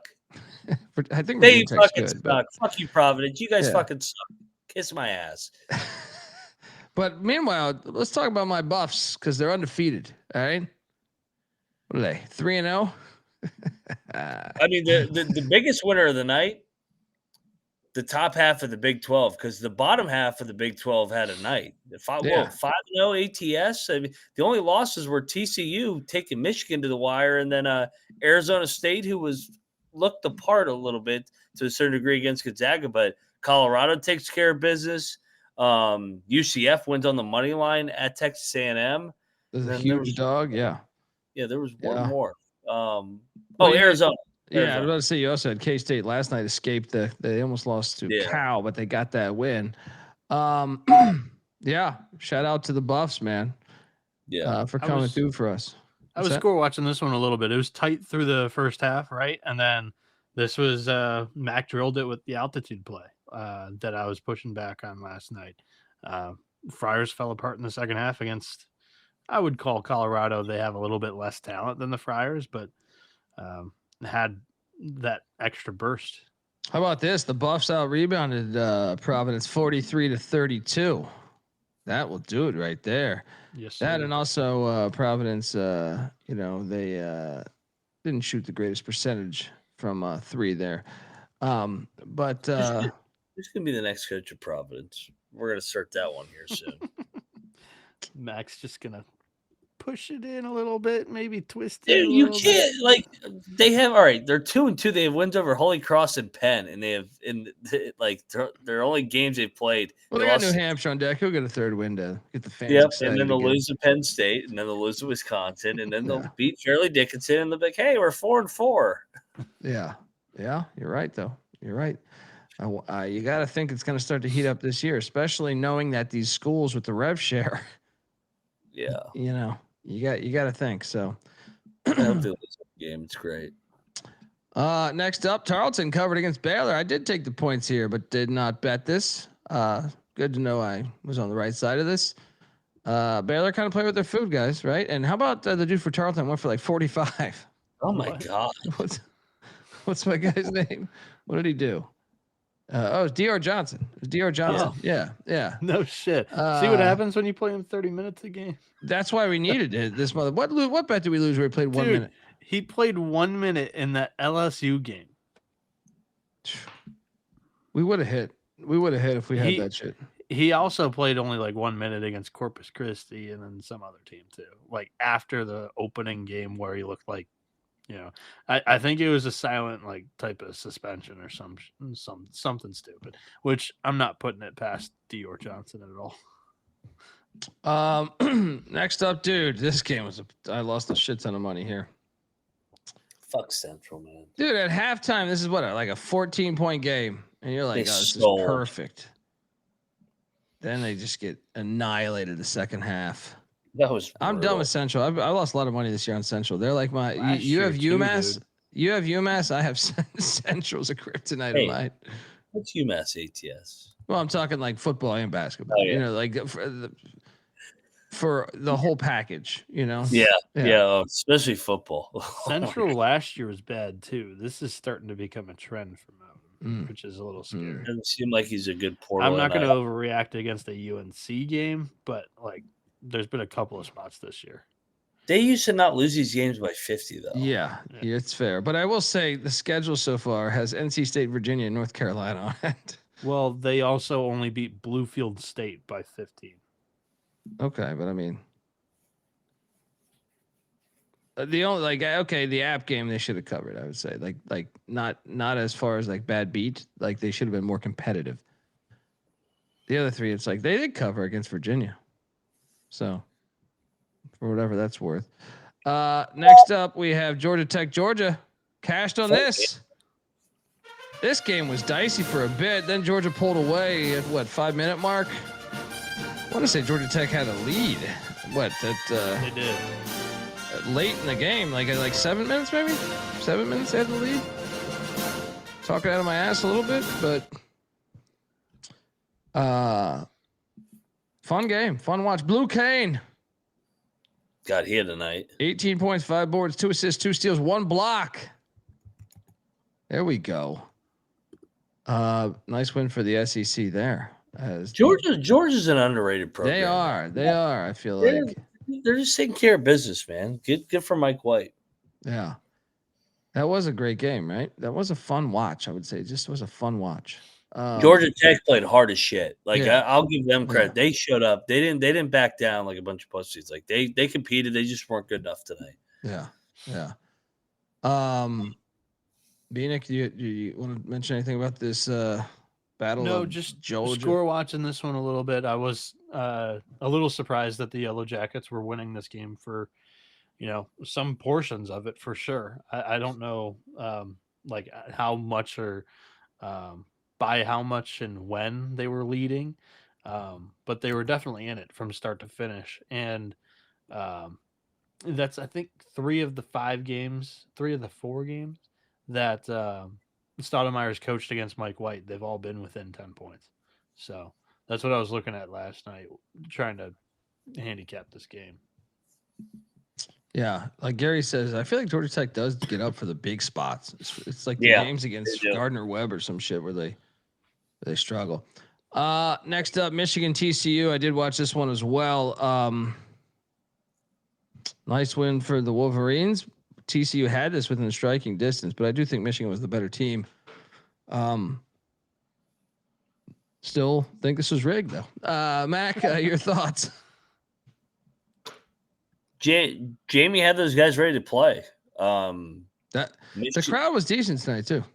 Yeah, oh yeah. Yeah, they had Max Duggan there and all those guys. And Michigan got hit in the mouth early on. They kind of, I think, got shell-shocked a little bit. And I think they were down like 21-13, 12 minutes into the game. And then they were down at half. They were down at half. Yeah. I mean, TCU lacks skill, but they play hard because Jamie Dixon's the coach. So, like, they're going to pick off teams on that fucked up rubber court. Yeah, that court's the fucking worst. The worst. But you give Michigan credit, man. They didn't play well, but they won, and that's all that matters. And you move on, Bieniek. Yeah, well said. Early on in this one, Brock Harding couldn't miss, and that was kind of what was able to establish a lead for TCU. He cooled off. Michigan kind of righted the ship there in the middle of that game. But this one was tight throughout. They finished very well. I'm still super impressed by offensively. They still got some kinks to work out, but the lineup that works best for Michigan, I'm still believing, is all three bigs in the lineup. Yaxel, Merez Johnson, Ademara. It's impossible. Like, it's super hard to score on these three bigs because Yaxel's able to guard the perimeter, and then you got the two rim defenders down low. I like that configuration of the lineup a lot. And then they got to be able to make a shot on the other end, though. There's some kinks to work out for sure. To me, it's more turnovers than shots. And it's Elliot Cadeau, man. He's so polarizing and, to me, frustrating because that's just not the style that I would prefer. Yeah, he had like 6 turnovers tonight to 1 assist, and that's just not going to cut it. And there's not really a backup. So it's like the backup ball handler is Yaxel Lendeborg. So we'll see what happens. This next game. I don't think they're national championship good like some people are making them out to be. The same issues that plagued them last year. Yeah, the guards aren't good enough. The guards aren't good enough for Michigan. Dude, they've played 2 games against high major teams that I would say are bubble teams. I think Wake Forest is, in my opinion, I have Wake Forest in the tournament. I had them in the tournament in the preseason, and I had TCU just on the outside. Both of them I would consider bubble teams. You turned the ball over 17 times against Wake and 22 times today against TCU. It's just not going to fly. This next game, I was kicking myself for not locking up as I watched this thing. Colgate easily covered this fucking game. It was this 19-point win for nice cover. Gosh, I should have bet. This was like a fucking 9-point game at halftime or some shit like that. Like this, we've been burned by Colgate so many times in these games. So, gosh, should have took it though. Should have took it. Because they covered for us against Michigan State. You know. Yeah. Should have figured. Okay, this game. So Rock battle W. Oh my god, the fucking douchebag fucking winning tonight. I was about to say, so like I know we talked about the Jack State one being terrible. This was, I think, the roughest beat of the entire night because this was a neck and neck game. The whole fucking game, the entire game. I mean, I would love to know at what point they got it to like. I feel like it got to like 5. Final minute, I think, right? Maybe. I mean, I'm fairly certain no team had a double-digit lead in this game, unless it was, So they like, did at the end. That's what I mean. Prior to that, though, I'm saying like this was this was first off, the crowd wasn't as good as I thought it would be, but also this was like a 2-point game the entire way. Back and forth. Oh, Abilene took the lead. Oh, Stephen O. Austin took the lead. I think Stephen O. Austin was in the lead more than Abilene, but it wasn't ever by much. It's a brutal fucking loss. It's getting 7.5. I think we were the right fucking side, Bieniek. But nice win, buddy. That's why gambling's fun. I wish I could add analysis to that, but I'm unable to fact check you or support you. Well, trust me, it was just it was like a back and forth good game, like two rivals you would expect. Yeah. It was a 3-point game the entire game. Yeah, like it was just Abilene had to lead it with 9 minutes left. Then Stephen F was up 3 at the end of 4. I mean, Stephen F also was in the lead longer than Abilene was, but it was by 2. Like I feel like every time I was observing that when I was looking at the other games, I was like, Stephen F is still up 2, but we're in this thing. But to lose getting 7.5, I really thought even I'll put it like this: at the 5-minute mark, I was still like, yeah, I feel pretty confident that we're going to cash this. Yeah, just not the money line was in doubt, I thought. But hey, shout out to the Lumberjacks. Why was that crowd not lit, man? What happened? This rivalry used to be awesome. I don't know.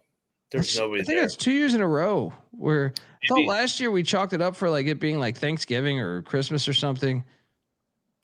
It wasn't super lit. I mean, it wasn't empty at the same time, but it was still just not what I anticipated. So what it used to be. Yeah. Because it used to be a chippy ass rivalry. This used to be packed. This used to be fucking packed. They fucking hate each other. Yeah. Yeah. I don't know, but yeah. Shout out to Edward, even though we didn't hit this. Thank you, though. Next up, we had Sac State UC Davis. Davis won by 4. Thanks for talking me off this one. I was going to bet Davis -5.5. Didn't watch any of it. Did Sac State look good? Is my main question. I didn't watch it, so I don't know. Gotcha. Yeah. But how about us losing this game? Cal Poly. I even got 7.5 and I still lost. Fucking wide open 3 at the buzzer. Shout out to Montana. Looked pretty good so far this year. Nice win at UNLV. Jump back, take down these Mustangs. Monty Williams. Yeah. He returned and he was great last year too. Getting it done. Then dude, I Game saw of the the score night. of this one. Game of the night. Utah Tech in double overtime prevails against these Delta Devils 81-75. I did take Mississippi State in the points. I just didn't bet it. Mac, I know you bet this game out on the island. This is my worst play. Put those sunglasses on, brother. This is the worst play of the season by far. Like laying 25.5. I'm like, oh, this line's selling. They're gonna kill them. Dixie State sucks. Yeah. You go to overtime with Mississippi Valley? Oh my God. They're not winning more than 5 games the whole year. Mississippi Valley, 40 points in the paint to Dixie State's 32. Yeah. The Judkins era is over. You can't go to overtime. He won. Yeah, but you can't go to overtime with double overtime with Mississippi Valley. He's been with them forever. They don't even have a fucking social media account. They have a troll account that they just sue. They have a social media account so that they can make money for their sorry ass university. They have an official account now. They don't even tweet from it. They just sue the other one. Yeah, you got to remember that these are kids that are also in Hawaii, chasing those scattered ass running around. Yeah, you know what I mean? Everyone wants to try a pina colada. You know, they're from Utah too. Goddamn shaved ice. You know they're damn well chasing the scattered ass away from Utah. Yeah. They're like, look, dude, I know we can't have sex in the state, but can we do it outside of 49 states? Can we go to Hawaii? The best part about this tournament too is I didn't even realize that this is a full ass round robin. Yeah, they play tomorrow. They play Hawaii. They're gonna get killed. So Utah Tech plays Hawaii and Valley plays Manhattan after a double overtime game.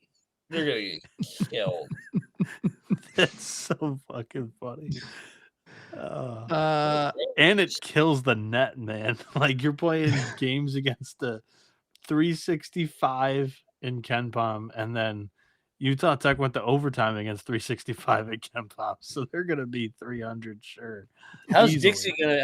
Dixie gonna beat Hawaii when they're in double overtime the night before with Mississippi Valley,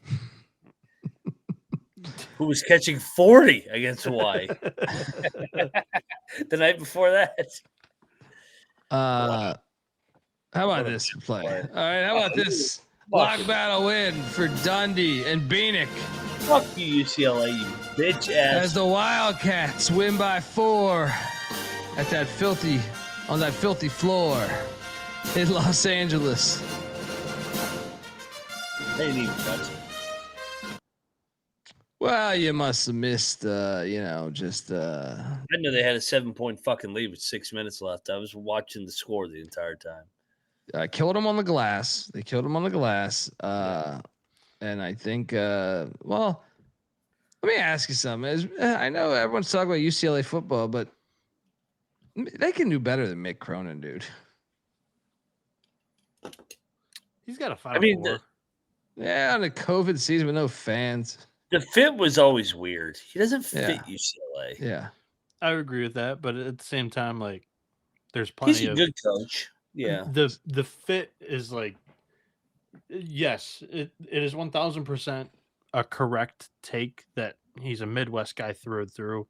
He doesn't necessarily fit in LA, but at the same time, we've seen guys that don't fit win at places that it doesn't make sense at all. Like, there's plenty of cases and examples of that to kind of just say that's placebo. Well, I'm just saying, I mean, at what point, if you're UCLA, you're fucking UCLA. You know what I mean? Like, how do they ruin their athletic department? This is UCLA. It's like go to the campus. It's fucking gorgeous. It's like, it's hard to fuck this up. Now, I'm not saying they're terrible in basketball, but I'm just saying, like, between this and football, I feel like UCLA should be going to the elite. They should be exactly like, what the other blue bloods should be doing. You know what I mean? This is choppy bait, Colby. This was a solid game. This was UCLA honestly dictated the pace, in my opinion. Oh no, this was a good game. I'm just saying in general, though. UCLA should have won. Like, Arizona stole that game in the last 5 minutes. I don't know if they should have won, though, dude. That's a bold take there. I mean, it was a back and forth game. They had a 7-point lead with 6 minutes left. They controlled the game. Well, they were also down by like controlling 10 the at game. half. I don't think they controlled the game. I disagree with that. I disagree. But I'll say this: I'm pertaining it more so to, like, they struggle with Eastern Washington. They struggle with Pepperdine. You know what I mean? Like, it is. We'll see. I mean, look, it has a long time to get them ready, but I'm just saying, like, they should be like Final Four, Elite Eight most years. I feel like or messing with that. Yeah, and I mean, the advertised UCLA in the preseason, the UCLA that I was all the way bought in on, is Donovan Dent's going to be a fucking superstar. Well, he's been playing hurt, and today he wasn't the greatest in the first half. And they were losing in the first half, but at the same time, like, even Arizona wasn't like world beaters tonight either. And the Braden Burries kid, the super freshman that was coming, he might have been a higher recruit than Koa Pete to Arizona. He hasn't done anything yet this year. Pete had a rough game today. He had 6 turnovers. That's my point on, like, UCLA did everything that they were supposed to do, and they just choked. To like, me, they helped Pete to 7 points. That's true. They did hold to me, 7 points, that's where I was going with. It's a little tough bait because I thought Cronin coached. Well, I'm not saying I'm talking about the main thing. I like Mick Cronin as a coach too. I didn't like the fit. I just think UCLA accepts, for them, this is mediocrity to a certain extent, like under Cronin the past few years. Yeah. They should have been better. Well, I'll draw the baseball parallel because we do football all the time. John Savage for UCLA had gone to a couple of World Series. He had Trevor Bauer and Garrett Cole in the same weekend rotation and wasn't able to get to Omaha with that. And both of those guys are 2 Cy Young winners and signed massive extensions in the MLB, and they weren't able to get to Omaha with them. But the year after they were, and then they went on a decade drought, not getting to the College World Series, and it's UCLA. And then they were able to this year. So like, I think that you've seen it happen once before. I wouldn't count on it not being able to happen again at a school like UCLA. It just takes. But I just think every year they should be in the mix. Like, to me, it's like. Well, I would say they have been, right? They've been in the mix. In the mix and contending for a national title are different things. I just remember UCLA, and I value UCLA as, like, for basketball specifically, as something that should be top 10, top 5 every fucking year. They have money. Yeah. I'll press you just for the conversation. Like, when are you remembering? Because UCLA basketball hasn't been really on the map the last 2 decades. No, Ben Howland got him to a natty. Yeah. Well, that's what I'm saying. Cronin got in it. the 90s. Cronin was one Suggs standing on a scorer's table shot away from being in a natty. Like, that's the okay, but that was no fans. So that, I don't take that year as serious. But okay, like, I'll give him that. But at the same time, like, to me, those teams he brought back with Jazang and everything, they underachieved to me. Ben Howland went. What was it? Was it 3 and 4 years or 3 and 5 years? 3 straight. Yeah. So I mean, that right there. Then the 90s. Obviously, I remember them being awesome in the 90s. And then obviously the history before that with the 80s with Larry Brown and Reggie Miller, and then before that John Wooden. You know, they should be elite. They're kind of like Indiana, where they're just clinging on to their rep. To a certain, not as bad as Indiana, but close.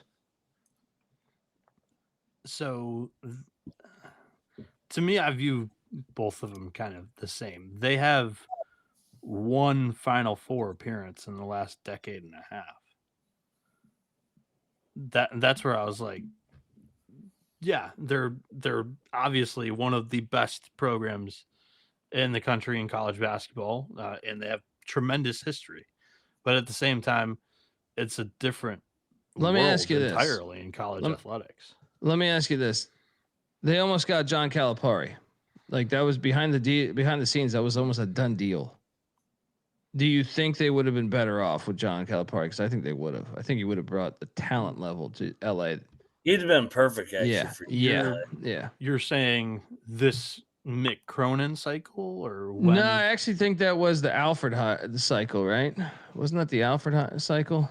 They would have been better then, but that, I think he'd still be there now, probably Calipari, or he'd be with the Lakers or something. But yeah. Anyway, I mean, look, they played good today. I'm not trying to shit on UCLA. Yeah. They played good enough. Like, they can, like, the game was at their pace. The game was in the 60s. Like, that's how UCLA usually beats Arizona. The games that drag it out, and compared to Arizona, who wants to play super fast under Tommy Lloyd, but they choked in the last 6 minutes. Yeah.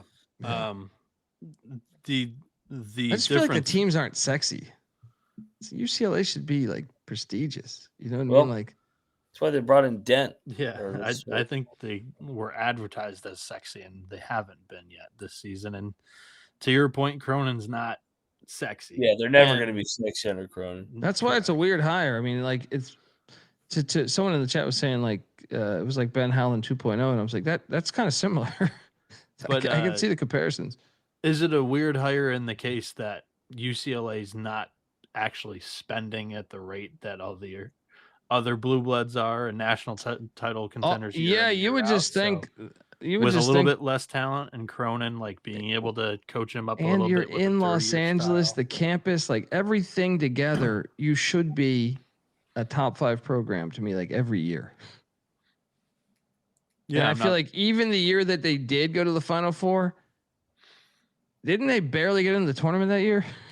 Yeah, 1,000%. That's what I'm saying. So, like, the whole year they didn't look good. Like, so, like, to me, like, they should look, when you turn on and watch, you know, Duke and Kansas and even Michigan State to a certain extent, like, UCLA should be in the same vein as that because they have that history, and I actually think they have more to offer than a lot of those other places. Like, if you go to the campus, I'm not trying to shit on Lawrence, but if you go to fucking Westwood, you're just like, gosh, this is awesome.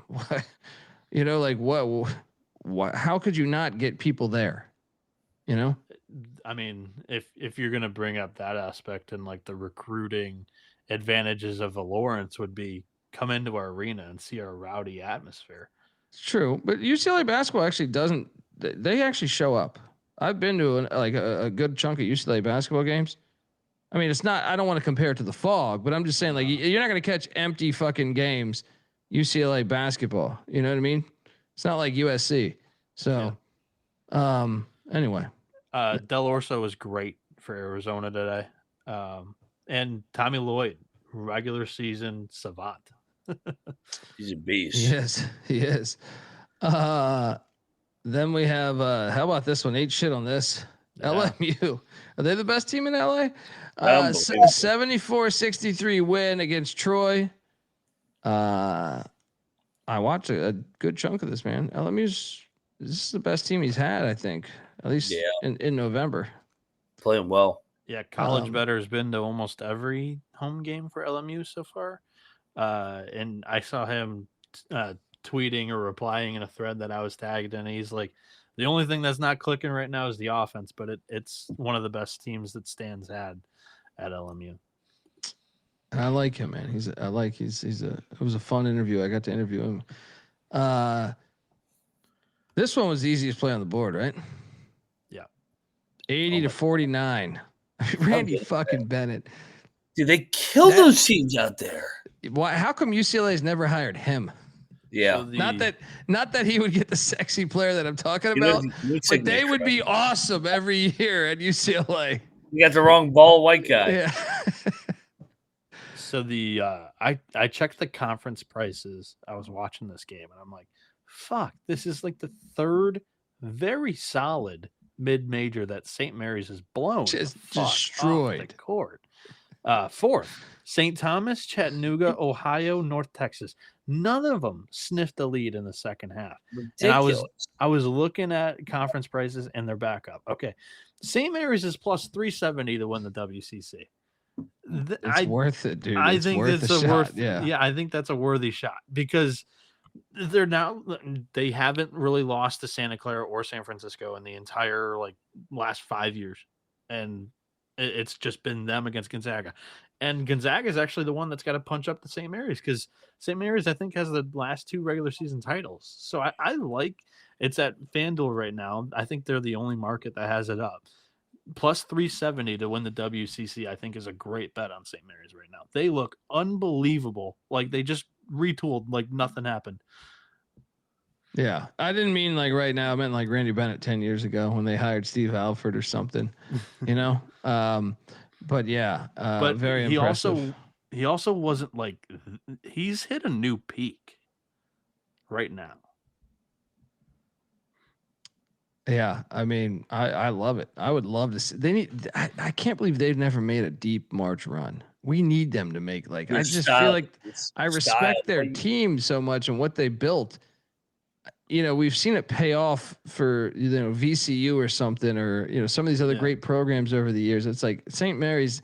At least give me like an Elite 8. Give me an Elite 8 this year. They're always underseeded. Yeah, so they do get fucked on that. Yeah. Like last year, them and Gonzaga were the same seed. Yeah. And it was like they swept Gonzaga in the regular season. They had a better record. They won the regular season by 2 games. It was the same shit that happened. We kept saying with San Diego State, it's like they need to make a run.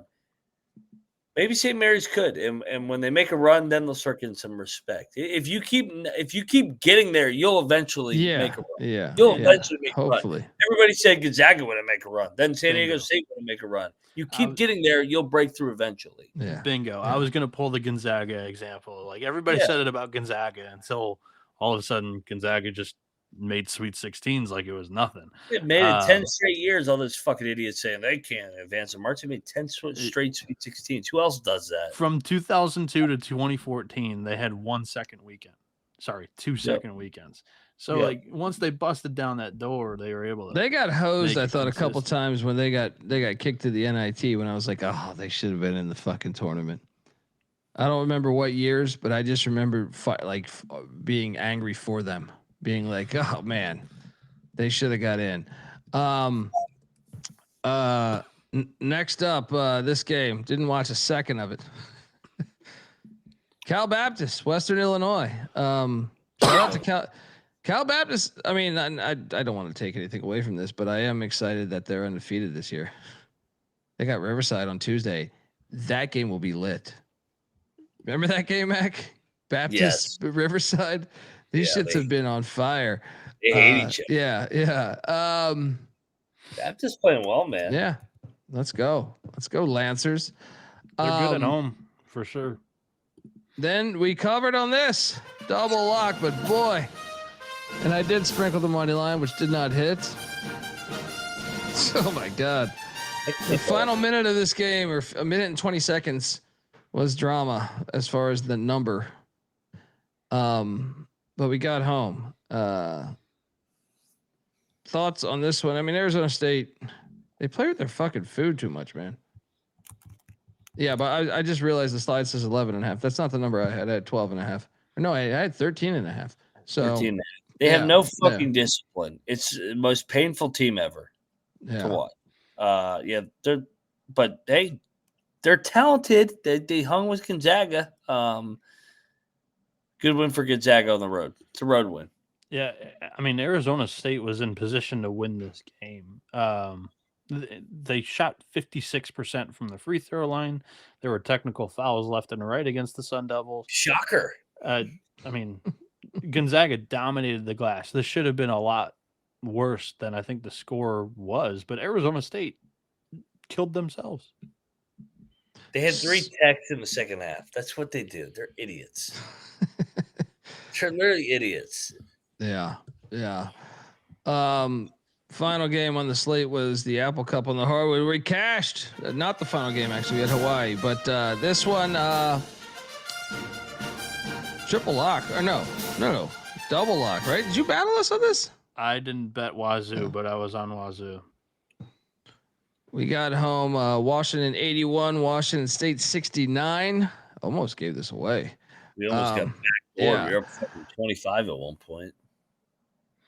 Shout out to that. And I mean, I don't think Washington State's any good this year. That's the problem. I don't either. Yeah. Good win for Sprinkle. They needed a nice bounce back after the Baylor.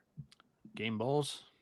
Well, I will address that Hawaii won 86 to 56. So I pissed away some money on 30-point win against me. I did not have that on the card. I thought they might win by 15. 30? Hawaii's good. God, they are good. I need to start. I was impressed with that Oregon game, but I thought maybe that was just a one-time thing because I've seen them get up before for one game. So, all right, you have my attention. Game balls, Mac. I'm going to start off because I love UCF. The very, very Golden Knights are game ball number 1 going into filthy College Station. All right, and getting it done. I actually like College Station. People were great to me, but not a big Trev Alberts guy. Game ball 1, UCF. Mac, where are you going? I will go with UAB. Get embarrassed by Alabama State earlier in the week. Bounce back, beat High Point, who everybody crowned her already. Yeah, the shit out of them too. By the way. Yeah, UAB was going to be my number 1 for like the second or third straight night. Mac picked my pocket. I'll go to another one that I didn't bet it, but I ate a lot of shit with the prediction. New Orleans wins by 22. I was about to go there. Yeah, dude. And when you add that to TCU to start the season, they have a win over Tulane and TCU. Let's fucking go, Privateers. Let's fucking go. I'm gonna go with my Colorado Buffaloes. Let's go. They got. I mean, I understand that it's not that shocking, I guess, but the fact they're undefeated, knowing Providence spends way more than them, and also just the fact they've been able to navigate. They haven't looked great, but they're undefeated. Buffs, game ball. Mac? I'll go Edwardsville. Nice win at Drake.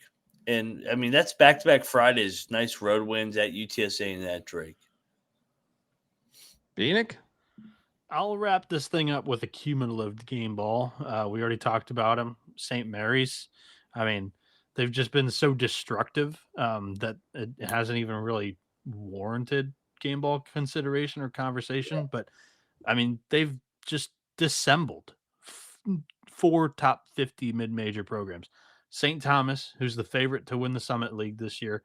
Chattanooga, who won the NIT last year. Ohio, who is a top 4 team in the MAC and has been for the last 5 years, easy.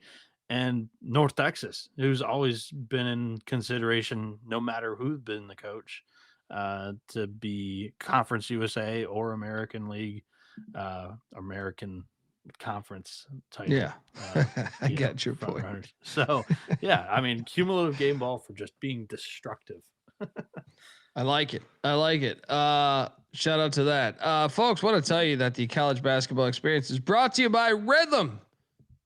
Rhythm is crushing it in college hoops and college football, NFL and NBA as well. Rhythm is giving away weekly cash prizes for tracking your bets in the app. Track 5 bets of the same type from any model that you build, and you could win $1,000. Use the promo code SGPN25 when you download the Rhythm app for 25% off your first month. Download Rhythm. That's RITHMM, promo code SGPN25. All right. Let's load up them slides. Be a dog. Game 1. Here we go again. Is this a rematch? Coppin State in fucking St. Petersburg at the MacArthur Center. We got South Alabama Lake 17.5. The books have adjusted. This is one I give me Coppin in the 17.5. Is this standalone? No way, right? On a Saturday, thank God. It's at 11, but I think there's a lot of noon games. Yeah. Give me Coppin. Mac? I'll take Coppin. I mean, they just lost. No bet. It's like, what are we getting on the third leg, you know? Yeah. Bieniek? I'll go South Bama. Whatever. Yeah. I think they win by 30. I don't know. The undefeated Marshall Thundering Herd 2-0 on the road. Heading into Charlottesville, taking on the Wahoos. Virginia laying 20.5. The total is not 186. It is 154.5. 20.5. I'll take Marshall on the points. This is their third road game, so it's like they've been accustomed to this. And also, this is played at the same time the football game is being played. Isn't the football game later? I thought it was at noon. No, is it 3:30? No, I think it's 3:30. That does suck. I'm still on Marshall. No bet. Mac? This line kind of sinks why it's so high. I'll lay it. No bet. Yeah, I think the market is starting to kind of overcorrect on Virginia and Ryan Odom. They're loaded with Euros too, but at the same time, I'm relatively positive on UAV or UVA, and at least I was in the preseason, but I've only got them as a 15.5 point favorite. But I don't want to run into that train. I still think that the Cavs are a really good team this year, and I'm kind of gauging this game to see where they're at because Marshall's been really good so far this season. So I'll take the points. Next up, Clemson, Georgetown. Let's fucking go. I got a bet here. This Clemson Tiger bullshit out of here. Ed Cooley's getting this thing done. Where's this at? We got the goddamn Cap Center. Got the Cap Center. Capital One. Bullshit. But look.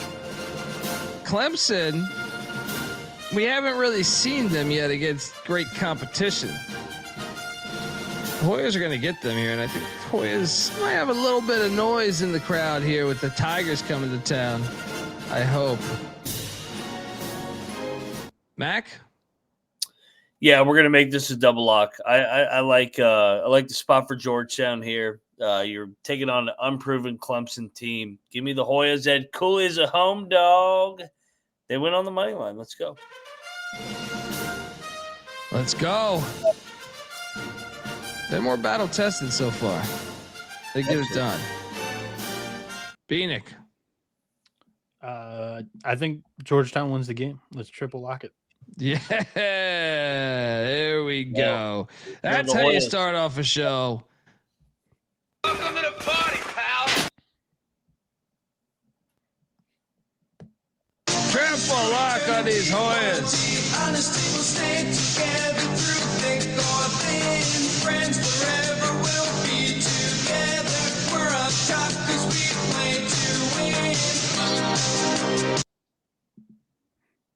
Next up, we are going to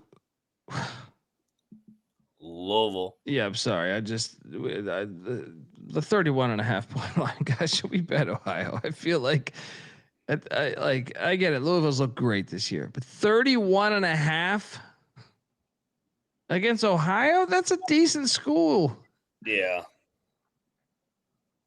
I feel like this is like the Colgate game on crack tonight. Like, This has got to be a sleepy spot. Louisville just hosted a fucking Friday night football game too. Ohio did just lose by 30 to St. Mary's.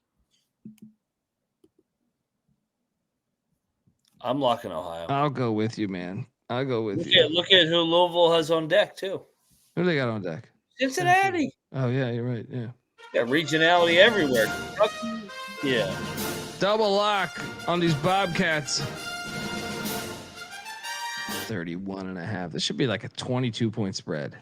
Yeah. They're treating them like they're Maryland Eastern Shore. Yeah. Dude, they're off Kentucky, man. They won the fucking Super Bowl the other night. Speaking of the game against Cincinnati, Mac, you made me go check and see where that game was. Not on Cincy's home floor. So now we know that the Bearcats are the ones that like the neutral games and the Cincy Dayton stuff. This is at that hockey arena in Cincy. Isn't it MTE? No, it's in Is Cincy. it? Heritage Bank Center. It's a hockey arena. Shout out to Trevor giving us $20, man. Trevor's the fucking man. Been rocking with us for a long time. Don't forget the Green Bay, Minnesota ATM cash play is tomorrow as well. Bieniek, you on these Bobcats or what? I'm gonna take Louisville. All righty. Bet? No. Okay. Next up, we got Delaware State heading into West Craven. I didn't have a line on this before. Do you? I don't have a line on this. Find a line on this fucking game for me.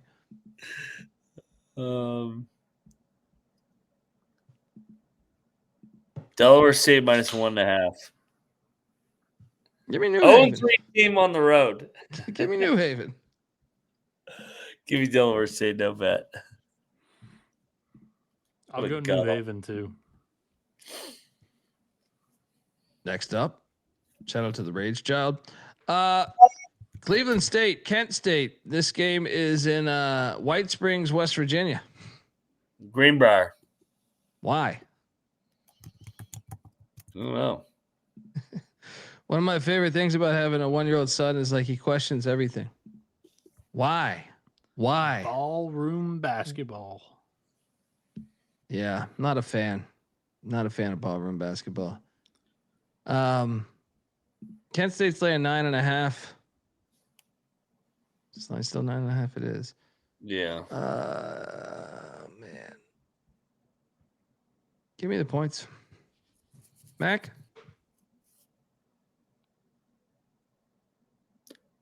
Lock. Cleveland State. I'm not joining you in this one, but you can. Kent State hasn't played anything outside of their home court. Now you're playing in the ballroom. 9.5, that's too many. This would be a 1 or 2 possession game. Money line Mac, lock it up, Cleveland State. Competition is completely different with these two teams. Bieniek?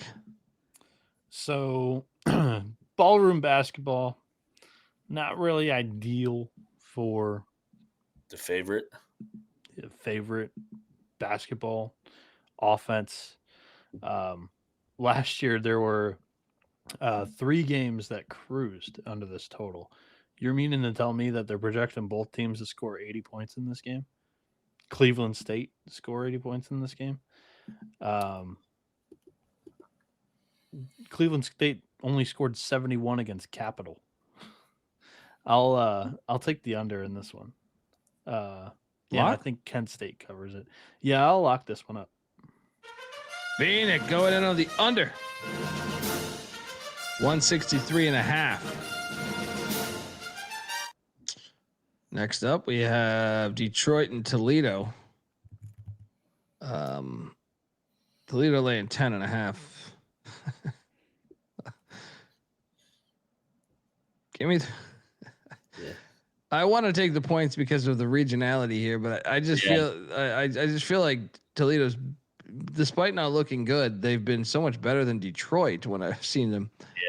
Yeah. Give me the 10.5 though, for the record. Mac, I'm gonna lay it. No bet. Bieniek. I'm gonna lay it with the Rockets here. Next up, we got Merrimack and Boston. BU laying 4.5. All right, what's this line, guys? Merrimack's winless. Shouldn't this be like 6.5, 7.5, 4.5? Potentially. The only, I mean, you're getting Boston though off a nice win the other day.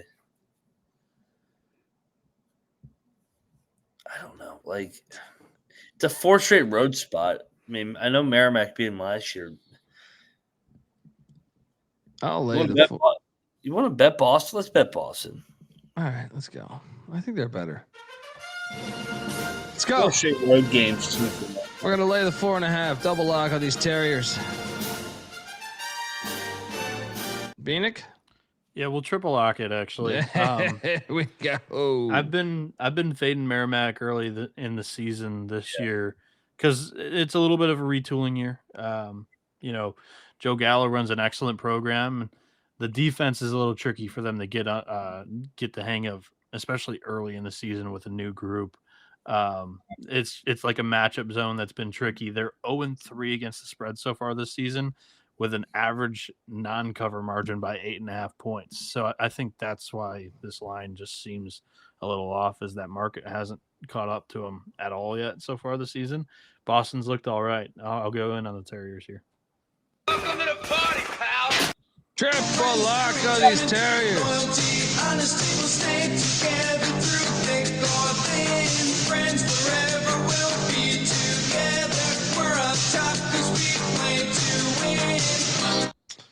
Next up, we got Penn State LaSalle. This is actually at the Sixer Stadium, right? I believe. Yeah, T-Mobile or whatever. It's weird because if you look at what I'm looking at, it says Penn State's the home team. I reversed it once I realized it was that, because LaSalle's in Philly. Who's actually traveling here? Now, how many Penn State basketball fans will be at this game? I have no fucking idea. Penn State they prefer doing one random Philly game a year, Philly right? Game. Yeah. So they have another one actually in the Big Ten against Illinois. Why are you doing that against Illinois? But yeah, so this is one of 2 games they're playing in Philly this year. I'll take LaSalle in the points. I mean, I'm locking LaSalle in the points. Yeah, they just got blown the hell out against Temple. Yeah, Derek's gonna get those guys ready to go off his first loss. Revenge or bounce back here.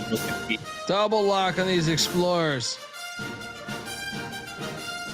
That is huge.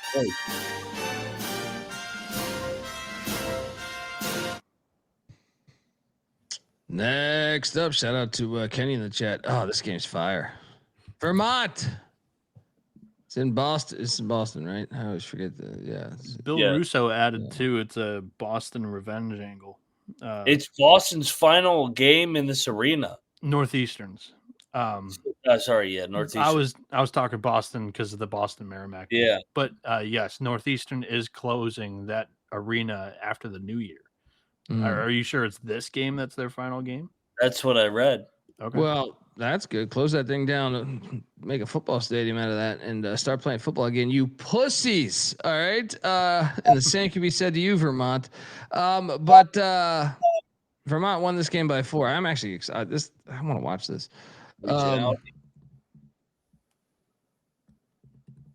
What's the line here? Northeastern laying 1.5. I'll take Vermont. Vermont's 3-0. Vermont's going down tomorrow. I'm locking Northeastern. Ooh. Final game of the arena, man. Oh yeah, that's a good. Actually, that's a good point. I forgot about that. Bill Cohen, he's been there forever. They owe Vermont one. All right, let's lock it up. Fuck it. Northeastern, double lock. Let's do a Northeastern Boston parlay, Mac. I like it.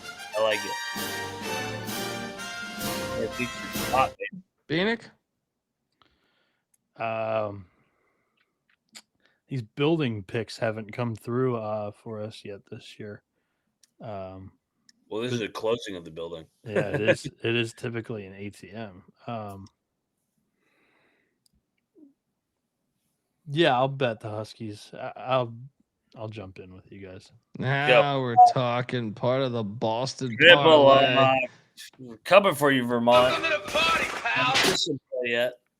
This game's on Pro Hoops. Triple lock, Northeastern.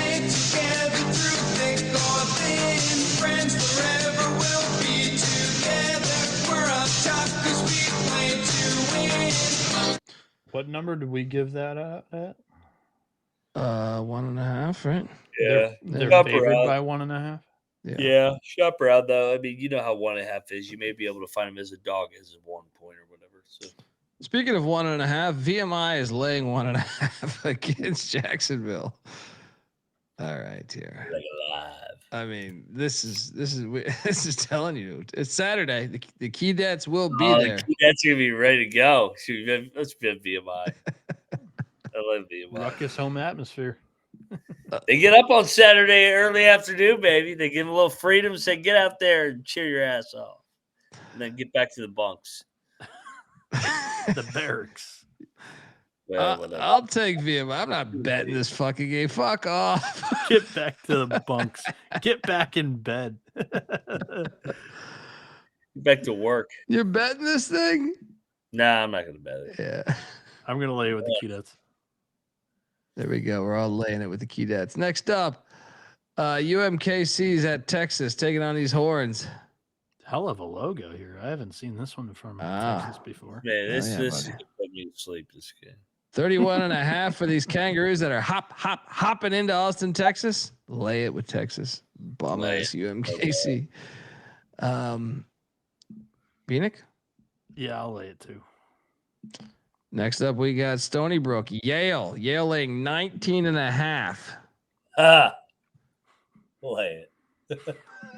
This was a 22-point game last year. Goes, lay it. Fucking Yale's like a fucking wagon. 2-0 against the spread, average cover margin of 27 points against the spread. I know. I'm not fading this train yet. My fuck. Holy shit. I'll lay it, I guess. No bets. Yeah, no I'll luck. lay it too. Chattanooga, Florida Gulf Coast. FGC land 1.5. Give me Chattanooga plus 1.5. I don't think Chattanooga's a bad team. Though they got, who did I bet on that? They got destroyed. One of those bets I did. But I Marys? Yeah, that's what it was. You might have doubled down on them after that with UNLV. No bet. No, it was UNLV. Well, I didn't bet think the you St. Mary's game. You could have bet both. No, I didn't. I took because I took whoever St. Mary's played before that, and I got destroyed. Hilarious. No bet. Give me Chattanooga. No bet. I'm gonna go FGCU. They just lost their last home game in a close, like blitzkrieg battle against Georgia Southern by just 1 point. They've had some time off. I think they get a bounce back home victory. Next up, we got UTSA at Denver. I had to make sure this was actually being played. Yeah. I was like, at Denver. Why are they going to Denver? They're in the AAC. It was like 2:00 game too. Yeah, 11 o'clock local or 12 noon local. Sorry. Where are they coming from? Texas State? we got to lock Denver here. 3.5. Get the Yeah, fuck. damn UTSA's right. trash coming off the rivalry game too. Trash. Lock. They haven't caught up to these Pios yet. And I was wondering as I found this logo, how the fuck do they have a bird, but they're the Pioneers? Well, how the fuck is that a bison and it's the Pioneer? I just think that people struggle with the Pioneer logo or something. I don't know. Mac, what are you doing here, buddy? Yeah, I'll come in on Denver here. Let's lock it up. Let's go. Bieniek, triple lock? So yeah, the cocktail napkins got Denver as a -4 favorite in this one. So I still think that I might be undershooting Denver because I was a little bit passive on how high I wanted to be on Pios because I do have this goes back multiple years, so I was not quite sure if I wanted to buy in all the way on the rating. But I've got the total at 163. I think this game could be high and flying, and with Claunch and how that entire coaching tree goes. I mean, the games that they've played so far this season have had plenty of possessions. They just haven't been able to score it well. So I'll take Denver. I'll lock up Denver. I like the over as well, but I'm going to go in on the Pios. I like the alt line as well that Edward's talking about. Not a bad play there. Triple lock.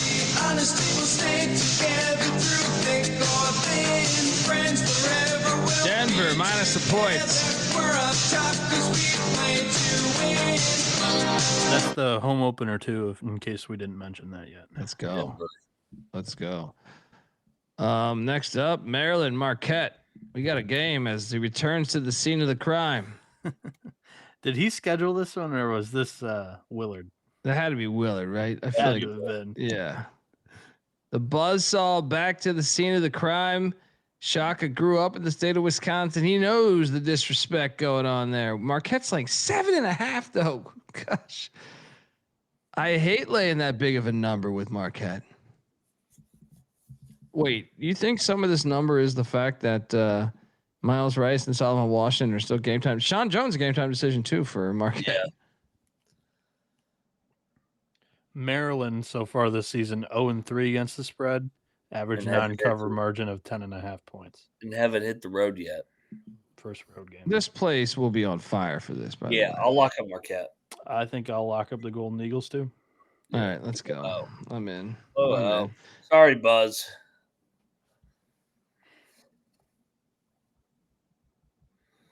Triple lock when I can find the fucking music. Triple lock. Marquette minus 7.5.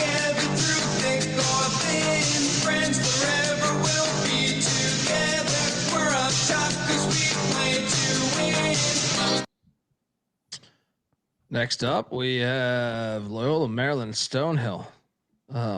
Great game. In Fairfield, Connecticut. Isn't Stonehill not in Fairfield? No. That's what I'm saying. This is a neutral site game. What is this game? We're at the Mahoney Arena. Is this a doubleheader? This is like a 3-team MTE again. It's similar to that one in St. Pete. Because Stonehill played what's their face yesterday. Similar to the one that Alabama A&M is hosting. Because Bama A&M gets the day off. And then By the way, on FanDuel we can get Marquette at 6.5. So make sure we get that. That one seems to have some steam on Maryland. And we've got the chat talking about the Terps as well. Well, I think historically you don't like Shaka as a favorite, but I just think the spot with the fans being the way Buzzsaw left, and Buzz is in year one. Yeah, yep. And the guys they have two guys that are questionable too. Correct. Yeah, with two guys that are very important to the success of that team that are hurt, not 100%. Stone, this game, Take the points. I'm not fucking betting this game. We had 73 of these. I'll fucking lay it things. with Loyola. No play. Bieniek? I will also go Loyola. No confidence behind that pick, though. Yeah, I don't think anybody does. Wofford is heading to Louisville to take on Bellarmine. Wofford's laying 2.5. Clark saying Stonehill lock.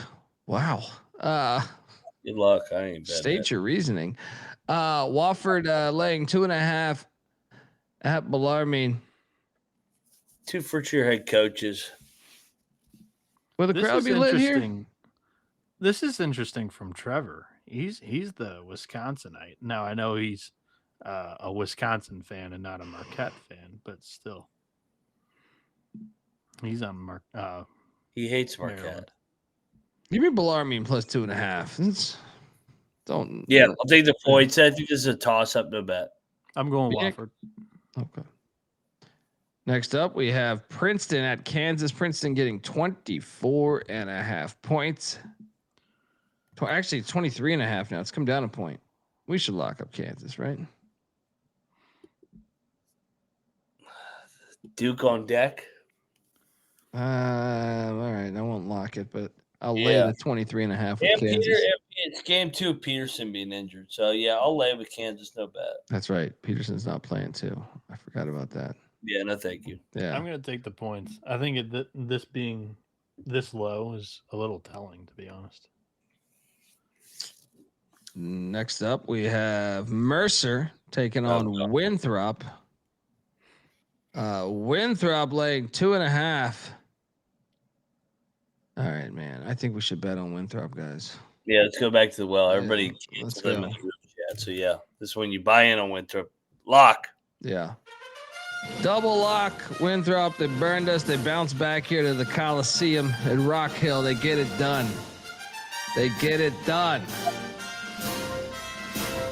Bieniek?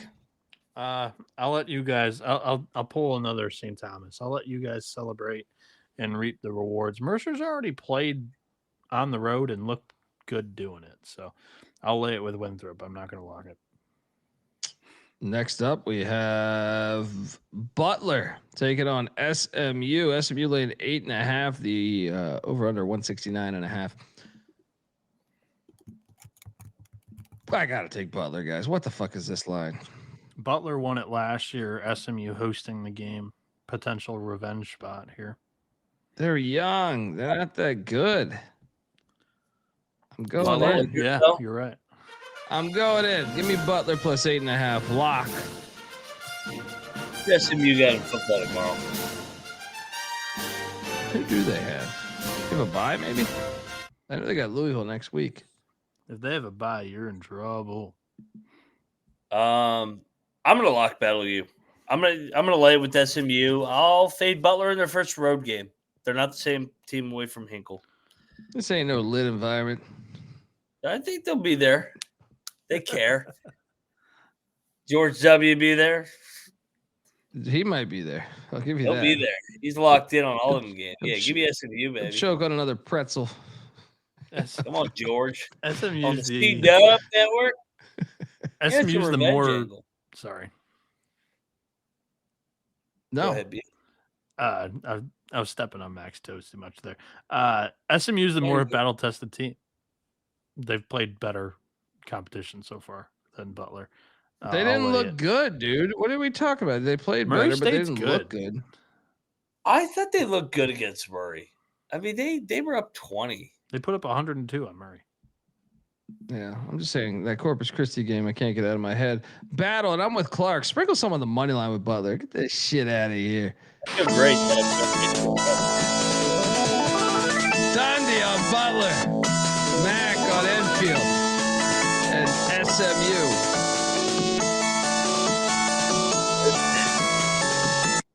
Odie up. Next up, UIC. Yes. Last night they gave us DePaul Northwestern. Today they give us the better game, Capper. UIC, Chicago State.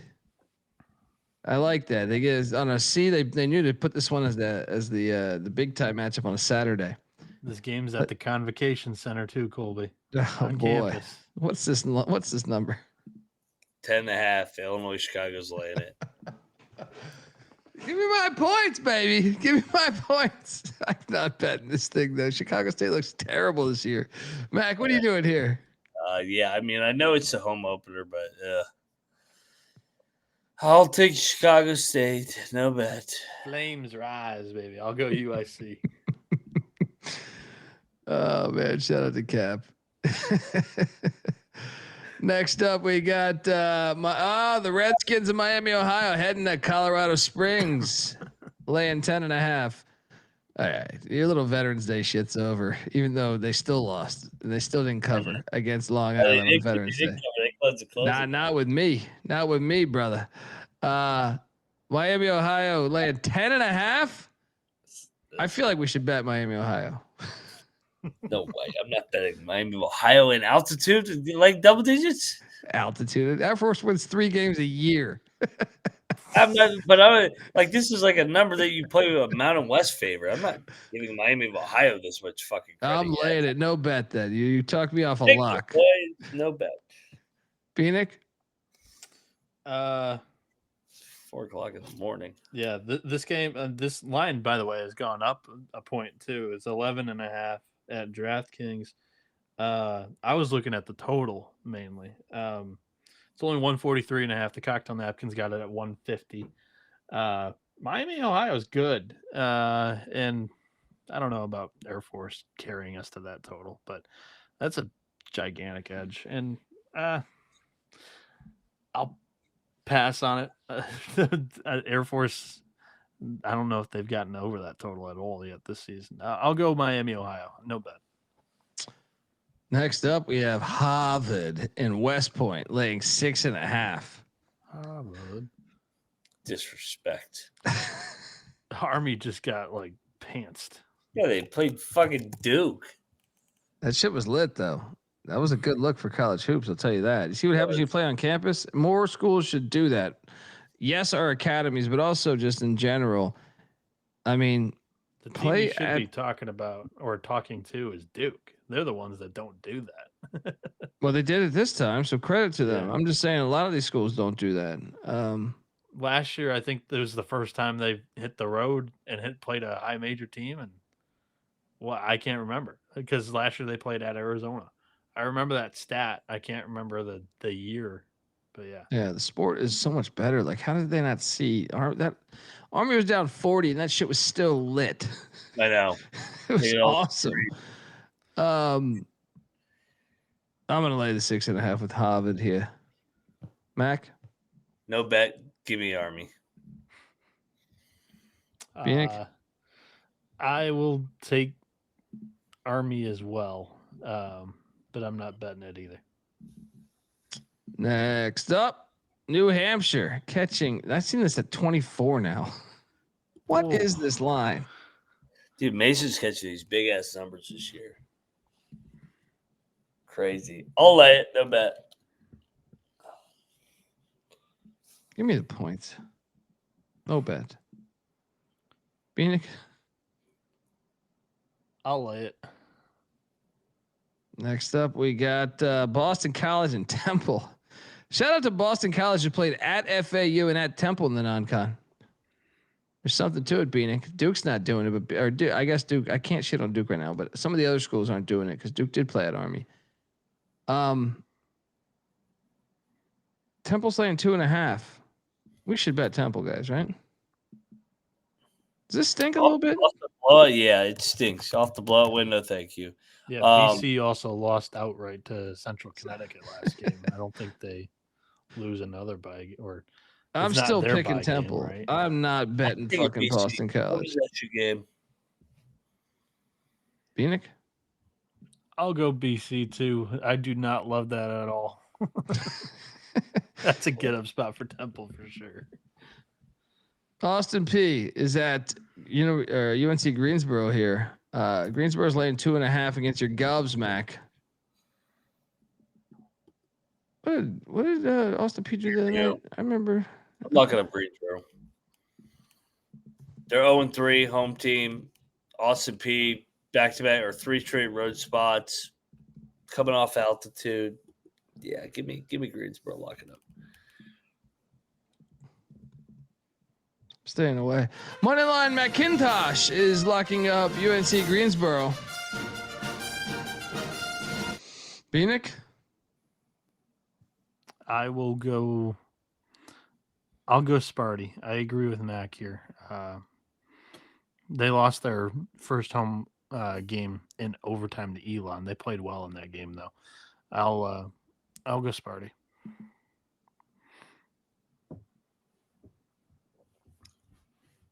No lock? No. Alrighty. All right, so Moneyline McIntyre going in on UNC Greensboro. Next up, Southeast Louisiana's in Stark Vegas, catching 25.5. Lay it. I don't. Here's the problem. They're in a sandwich spot. I'm not gonna. Well, it's the Tony Bennett thing. Where like normally I love jumping on the points because of the, but at the same time it's like they just got destroyed. I'll lay it, no bet. Yeah, lay it, no bet. Bieniek? I'll take the points. Next up, we have Arkansas Pine Bluff at Vandy.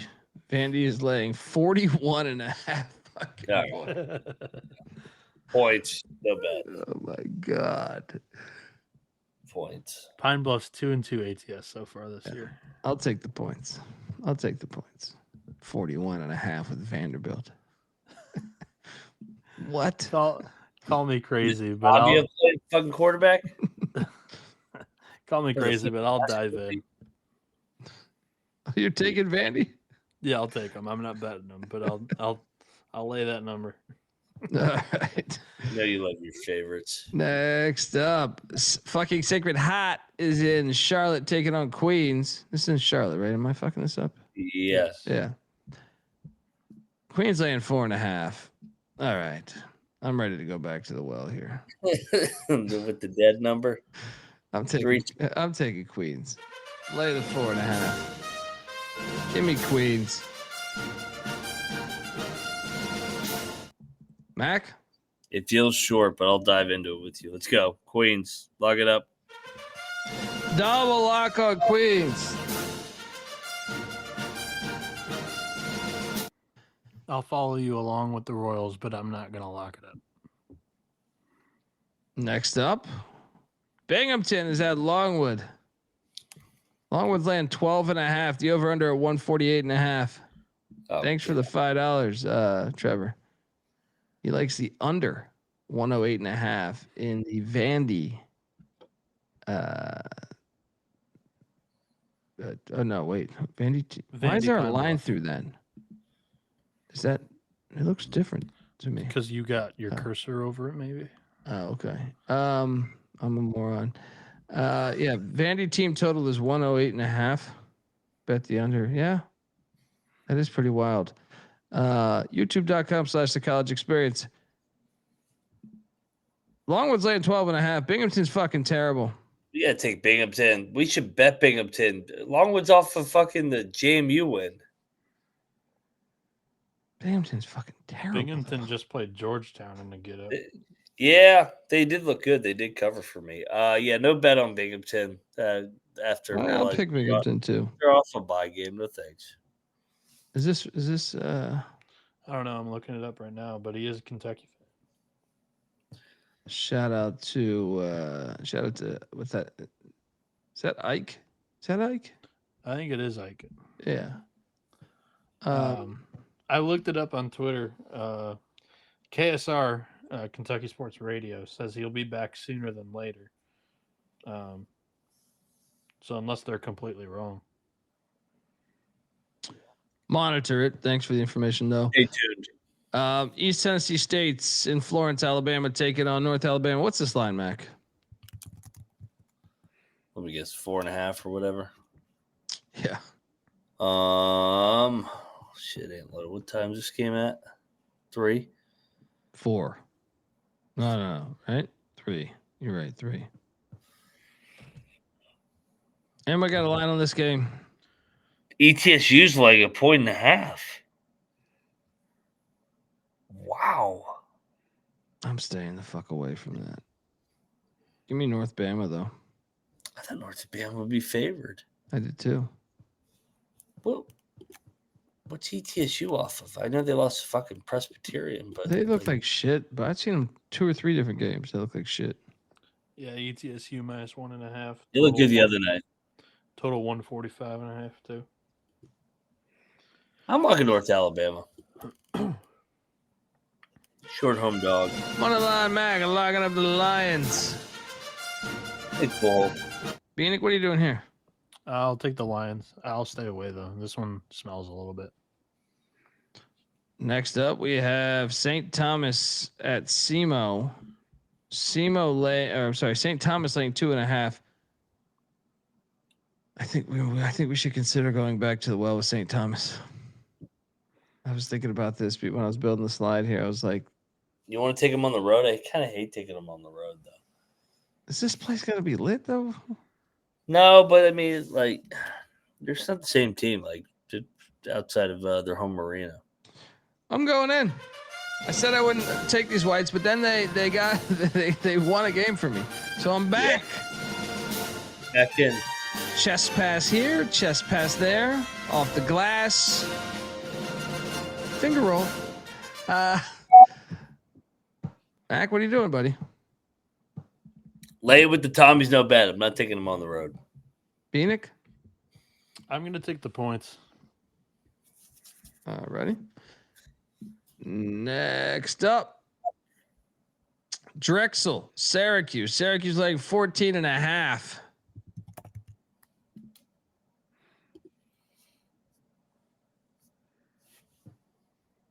$14.5. That is a lot. I'm on Drexel. Give me the points. I'm on Drexel too. Syracuse hasn't played anybody. Bieniek? I'm gonna go Syracuse in this one.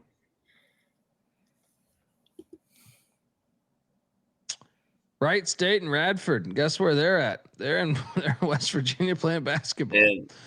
In a ballroom. In a fucking ballroom. Make sure. What are those little heaters called? Right underneath the fucking. Make sure you get the pot stickers. In the what are the fucking things called? That The pot stickers. Oh man, this is killing me. Right, it's too late in the night. It is. Oh man, you know what I'm talking about. You light the things underneath. They keep the pot stickers warm. Get your goddamn. They'll have some old ass quesadillas in there. Radford's laying 7.5. Radford looked better than I thought. Sternhouse, gosh, thank you. Good Lord. Give me Wright State in the points. Mac? Same. Yeah, same. No bet. We need to see it from this Governor team when they hit the road. Bieniek?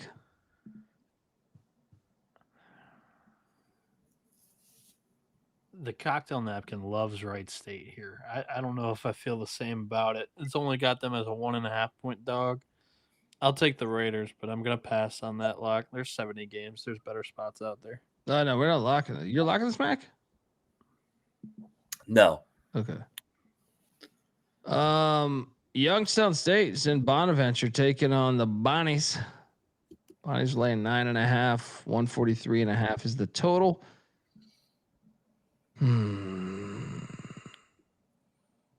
Bonnies keep fucking teams. I'm gonna lay it. They're good at that arena too. See what the Youngstown's already won at Grand Canyon. Give me the Penguins. I'm gonna go flightless birds too. Alrighty. Next up, we got Montana State at Boise. They should play this in football more often. No doubt. Montana State's getting 15.5. Over under at 149.5.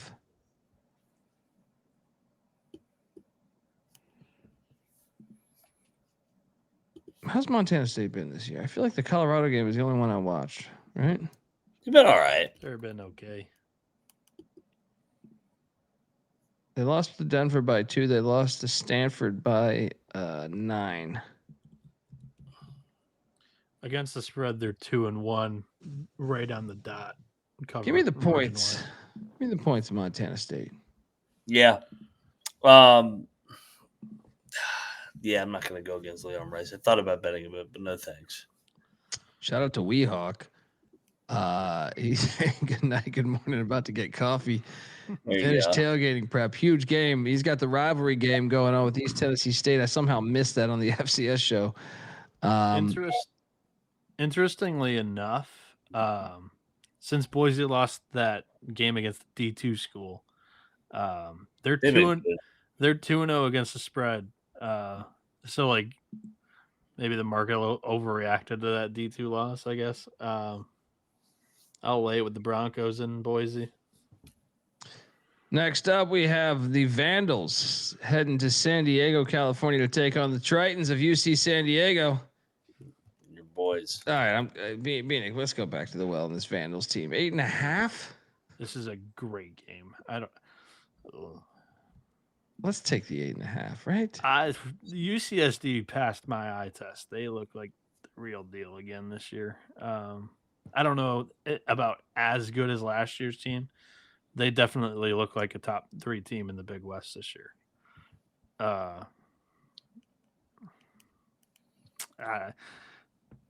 I'll take the points, but I don't love it. I don't want to bet this one. I want to stay out.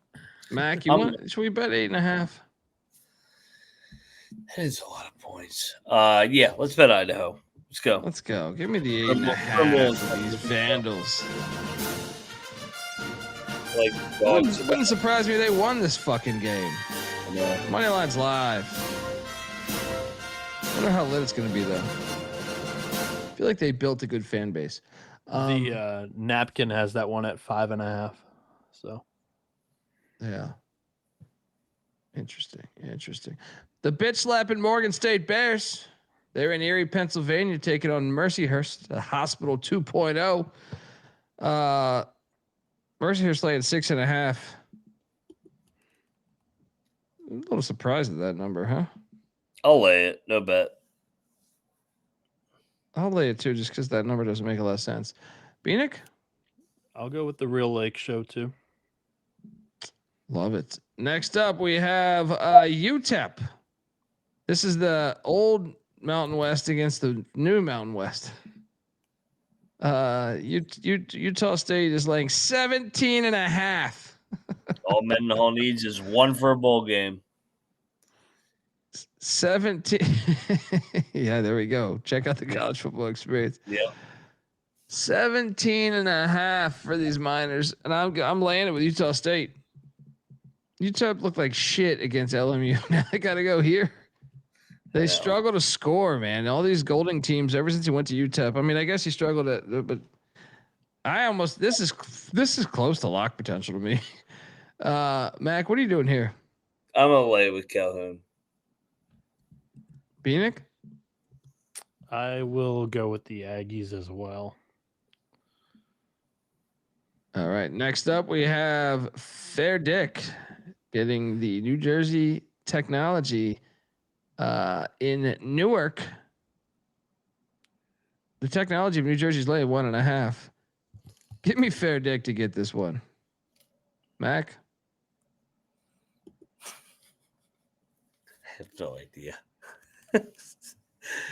Give me the points. Plus 1.5. Let's go. Give me Fair Dick.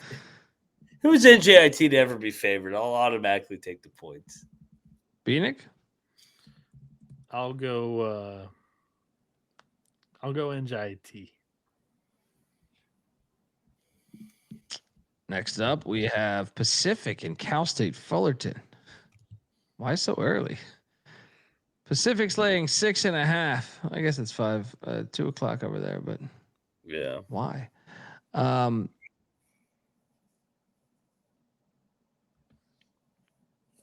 Pacifics look better this year.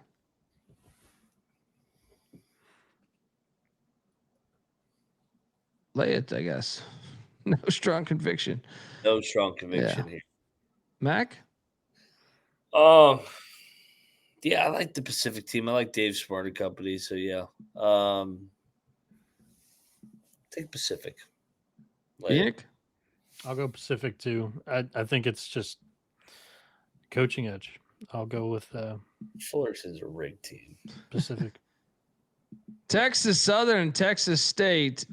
State's laying 6.5. Mac. This is off of a I-35 win. You should bet Texas Southern. That's what I was thinking. Johnny Jones and company. That's what I was thinking. Let's go in on Southern plus 6.5. Let's bring a little bit of that money line plus 270.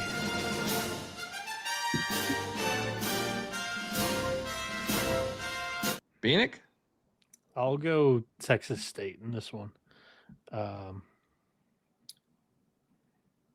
They've somewhat looked a little bit better after the opening day blowout loss.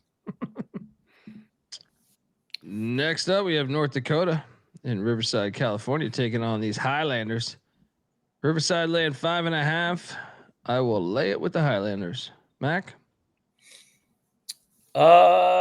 Yeah, I'll lay it with the Riverside. I like the first year head coach. I think he's doing a good job. Yeah, Riverside was really good at home last year. New era though. We'll see how that excitement is up here. This is their first D1 home game, so I'll lay it. The only fear is what they have Baptist on deck. Yeah. That's the only fear. Next up, we have the Nazis of Nichols heading into Murray. Wait, is this in Murray? Is this a neutral? No, it's in Murray. They're catching 14.5. The over under at 161.5. Lay it. Mac? Yeah, lay it. Four straight road game in 10 days. I'll lock up Murray. I was about to say, should we go in on this? Blowout. Yeah, blowout. All right, let's go. Go Racers. Murray minus 14.5.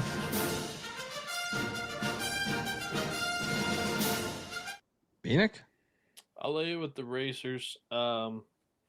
Nichols has been chilling in Kentucky for a minute now. They played Evansville or Valparaiso last, I believe. So this isn't a bad travel spot for them. And I tend to think that Murray should be able to win, and this will be close to the spread after our loss to SMU. I'll take the Racers. I don't love it either, though. Double lock on the Racers. Old Dominion is in DC, taking on George Washington, the Colonials. George Washington, the Colonials. Outstanding game. What is this number? Couldn't find it earlier. Is it out there yet? What's it, like 15? GW minus 14.5. They just extended him. They gave him a contract. What's our guy's name? That was before the last game, though. Yeah, kudos. Okay. I'm betting ODU. I'm going back to the well. They smoked American the day that they gave him. Let's see if they can do it again. Give me ODU. 14.5. Yeah. Double lock, ODU. 14.5, Clark. This thing opened at 17. It's been bet down by 2.5 points already. So I'll take the points too with ODU. Next up, William and Mary St. John's. Johnny's laying 29.5. Lay it.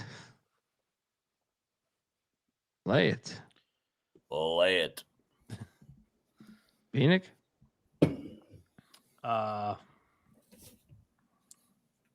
Yeah, they've had a full week off since that Alabama loss. I will lay it too. Next up, Missouri State taking on UT Arlington. UT Arlington laying 2.5. I'll lay it with Arlington. Mac? Should we bet Arlington? No, this can be a one possession game. I don't want to sweat this one out. Yeah, I'll just lay it. No bet. Shout out to Darren who had New Orleans UCF in a parlay. Shit, I had both money line. I didn't have them on a parlay though. Nice hit. Bieniek, what are you doing here in Arlington? I will go UTA in this one. Next up, we have Bowling Green and Davidson doing battle on the hardwood. This game's kind of good. What's this number? I couldn't find it earlier. Davidson laying 4.5. You're using that gay new wildcat again, Colby. Give me the points, Mac. I don't know if they've caught up to Davidson yet. I think they're pretty good. I'll lay the 4.5 with Davidson. Lock it up. Woo! Moneyline Mac, locking up these Wildcats. Bieniek? Both of these teams 2-0 against the spread so far this season with double-digit cover margins. So I'm not sure they've caught up to really either team. I like the Falcons. I think Simon's the better coach in this matchup, so I'll go BGSU. Next up, we have Jackson State La Tech Land 8.5. Give me Jackson State. Give me Jackson State in the points. Mac? Yeah, Jackson State. Give me points. No bet. They've gotten murdered in 2 bye games against really good teams. I think that we haven't really seen what Jackson State can offer. And Louisiana Tech's just a JUCO mismatch coached by Talvin Hester, who is aging like milk at La Tech. So I'll go Jackson State. Upstate, Wilmington laying 13.5 against my upstate team, baby.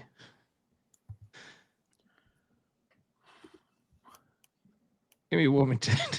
This place gonna be lit. Lay it. Yeah, lay it. They're gonna fuck them up. They're off a loss. Yeah.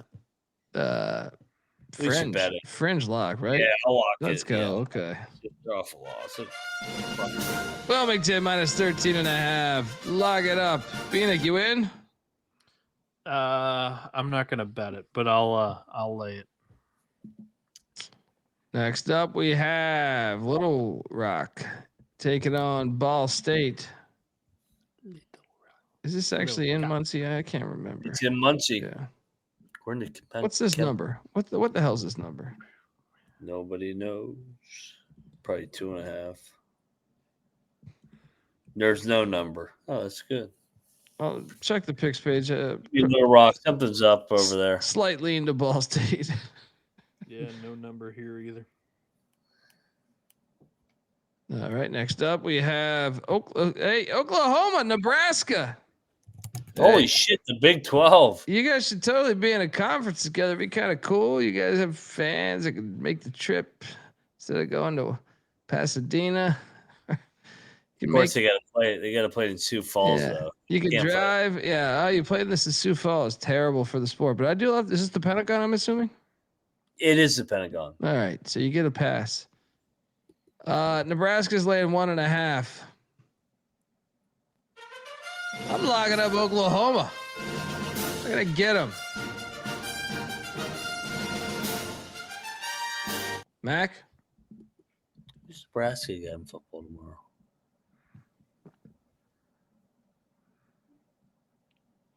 Why am I drawing a blank on who? Does Nebraska have a bye? No, I thought they had a bye last week. No, they beat UCLA. They might have a bye. Nebraska football. They have a bye. I'll lock up. Yeah, lock battle. Oklahoma's worried about Alabama in football. This is a home game. Sioux Falls, not far from Lincoln. I think the mayor and company gets this thing done. Bieniek? Go Cornhusker. I think the wrong team's favorite. I'm gonna go Sooners.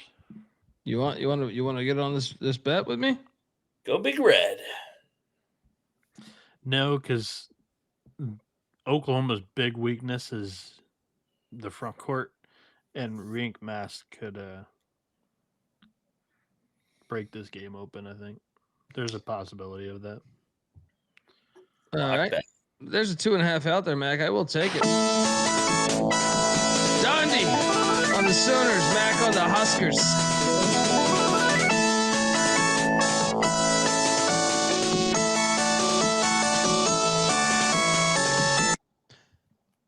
Next up, BYU is in Boston, Massachusetts against UConn. I got a lock. UConn's laying 5.5. Lock. Lay it. It's gonna be lit. Why not just play this on fucking campus, you fucking bums? Colby, what's up? Doesn't crime pay for you? It does pay. Well, did you hear that Kelvin Kennard kid for BYU or something? I forget his name. He's a starter. He got the DUI driving to the airport to travel out for this game. Let's go, baby. Wow, what's a DUI? What do you have? He probably had one of those chocolates with alcohol in them. You know what I mean? What's a DUI in Utah? You know what I mean? Kennard Davis. In BYU, you sniff some pussy, they kick you out, right? I mean, come on. Dude, they're gonna get destroyed here. Lay the 5.5. It just seems too obvious, but I don't care. Lay it, Mac. Lock battle. Give me BYU.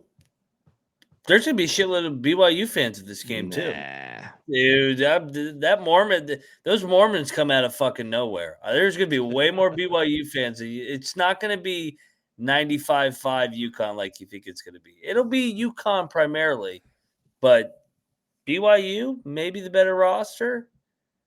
This is going to be a game. Comes right down to the wire. I think BYU is going to knock them off, baby. Give me those Cougs. Nah, I do like adding this to our Boston Northeastern play. Just all Boston games tomorrow. Bieniek, what are you doing here? So I'm going to lock UConn as well. I'm just surprised that you, one, aren't going with your crime pays. Two, didn't make a bigger shtick out of that story of a kid getting a DUI in Utah. Well, it's also 4:42 in the morning. I have a show in 4 hours. And also, then I got to go to a fucking birthday party in the middle of my fucking college basketball and college football Saturday. I'm going to go Huskies and lock it up with Let's go, buddy. Nobody's BYU. Double lock on BYU. Mac on. I'm sorry. God damn it. Double lock on UConn. Mac on BYU. I can't even talk. Shout out to Nurse Jockey giving us $5. Oh no, it's not. It's my niece's birthday. My White Tiger's birthday is in January. So this reminds me of Alabama Purdue the other night. I didn't see one person on Purdue. I'll take Purdue. I'll take BYU. You guys can Alabama, and you can have those Huskies tomorrow. The only difference is, buddy, is that Purdue has earned that. BYU hasn't beaten any fucking good teams in the history of their fucking basketball program. All right. They already have a win over the Big East this year. They beat Villanova. Okay. Who was UConn beating? New Haven? And fucking Dan Hurley's fucking storming up and down the sideline. Did Villanova lose to New Haven last year? I got to check the schedule. Probably because Kyle Neptune fucking sucks. BYU money line tomorrow. Let's go, Cougs. Looking forward to that one. JMU. Holy shit! We got a game at the Steinberg Wellness Center. It is in the Steinberg Wellness. Oh boy! These Dukes are a little lost on the navigation. You're fucking lost. They're taking an elevator down to the court here. What do they think they're doing coming up there to the Steinberg Wellness Center? Because the screws are loose and your fucking bullshit Dukes looking with that goddamn hat on. What are you in England, you bitches? You're going to come over to our place? Get the $100,000 at halftime show. You get that $100,000 candy bar in a fucking vending machine. Boom. This is ridiculous. This is ridiculous. We're dogs again. When are they going to learn? When is Vegas going to learn that the fucking Sharks are swimming? Especially at the Steinberg Wellness Center. Because you know me and the guys will be there. My sister Teresa, she'll be there. She's going to have a great old time. We're going to have a little ceremony before the game just to be thankful for our time breathing in this oxygen on planet Earth. I can tell you this. These Dukes, they ain't the same Dukes All right. We saw them fall in fucking Longwood. I mean, Longwood, that's what a boom. I lay that to my wife every night. Boom. This is easy play here. Sharks, screws are loose, baby. Take the money line. You don't need that 1.5 bullshit. What are you doing here? See you at Luger's at night. We're going good. Liquid lunch, liquid dinner, boom. All right, Longwood all night. The Sharks are swimming. What are you doing here, Mac? Have you ever had a Saturday primetime game?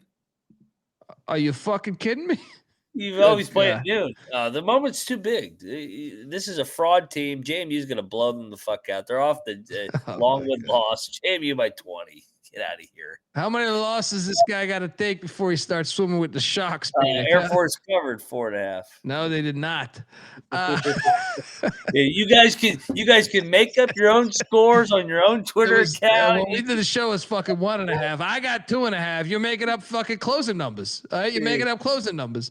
You guys will try and cut the cord. No, the JMU's a real program. They're gonna fuck you up. Oh, please, these fucking Dukes. All right, I used to. I banged a broad back in the day doing the Duke of Earl shit. You know what I mean? that Duke of Earl shit. We're gonna be playing that after this big time win here with Strick. And let me tell you something. You've been disrespecting Strick with your fucking bullshit, borderline racist talk about he can't coach just because he's saying, oh, he played in the NBA, he smoked weed, smoked marijuana. All right, we're gonna get this win. We'll be lighting the cigars like you did, Pinhead, the other night at your little fucking makeshift hotel. All right. Yeah, Strickland didn't ever want to come to Morgantown. We would have beat his ass. Real quick, what the fuck is JMU doing? Why are they going to Longwood and LIU in the same week? This is the weirdest schedule I've ever seen in my life. I've tried looking it up. I can't find anything of it. It's very. I've never seen anything like this. It's very weird. I can tell you why they're going. They probably want to go to Lugas, but boom, it's not going to happen. It's a recruiting trip. Yeah, Preston Spradlin. I don't know if he's used to being a Sun Belt team and scheduling, these teams. You don't typically give, your Longwoods and your Long Islands a home game. That's not how it works in college basketball. And everybody wants to play a game in front of the stars at the Steinberg Wellness, and we have fucking Spike Lee there last time. You never know who. John Turturro might be there this time. You never know. We got stars that just show up anytime to the Steinberg Wellness Center where the screws are loose, baby. All I know is we're hard-working, tax-paying people like you, and we don't take shit from nobody. You got that, asshole? Ask me. The fucking union that works for you. Preston Spradlin's a young coach, not probably used to scheduling as a Sun Belt team against all these low major schools. You don't give these teams a home game against you because, like the once great Karl Marx said, Colby, repeat after me, when you hit the road in college sports, you lose. You lose. I thought that was Carl Sagan. No, that's a quote that's a quote from you. I know, but I'm leading into it. It's like when we had the Thomas Jefferson shit. I'll take the Sharks. I think they win the game. There we go. We got a lock? No. Oh, come on. No. Oh, I do. Yeah, I guess I won't see you at Lugas. Just be looking through the fucking windows at us having our liquid lunches, liquid dinners. Boom. All right, come through. We're going to Signetti your ass blowout. Oh, please. Next up, we got the Wolfpack. Taking on Santa Clara. Oh, they're favored. Never mind. Santa Clara laying 6.5. I'll lay it. Nevada looked like shit the past couple games. I could see them getting up for this, but I don't know. I'm not betting this. I'm laying 6.5. Mac. Santa Clara's only 6.5. Yep. Yeah. I'll lock up Nevada. Oh, Alfred. This is a sending choke job here. You fade each of these guys as a favorite. Max locking up the Wolfpack plus 6.5. Bieniek? I'm locking up Santa Clara We've got a lot of battle here. There we go. The Broncos have played McNeese and Xavier so far this season and have destroyed them against the spread in both games. I am not in on Nevada this season. I've tried to fade them anytime I have. This is the third time I'm going to bet against them. Yeah, give me the Broncos at home here. I think they win the game and cover the spread here. We got a battle. Mac on the Wolfpack. Phoenix on the Broncos.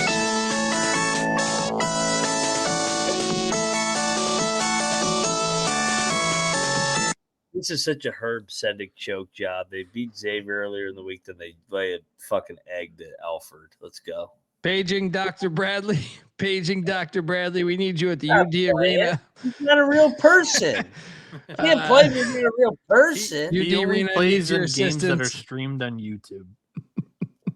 Yeah, well, Dayton doesn't play games on YouTube. They're a real fucking program. Paging Dr. Bradley. Paging Dr. Bradley. We need you at the UD Arena. Dayton is laying 18.5 points. And, well, we got a clear flesh wound here. If we don't have Dr. Bradley here, I don't think we can, overcome this here. I will lay it with Dayton. Bieniek, what are you doing here?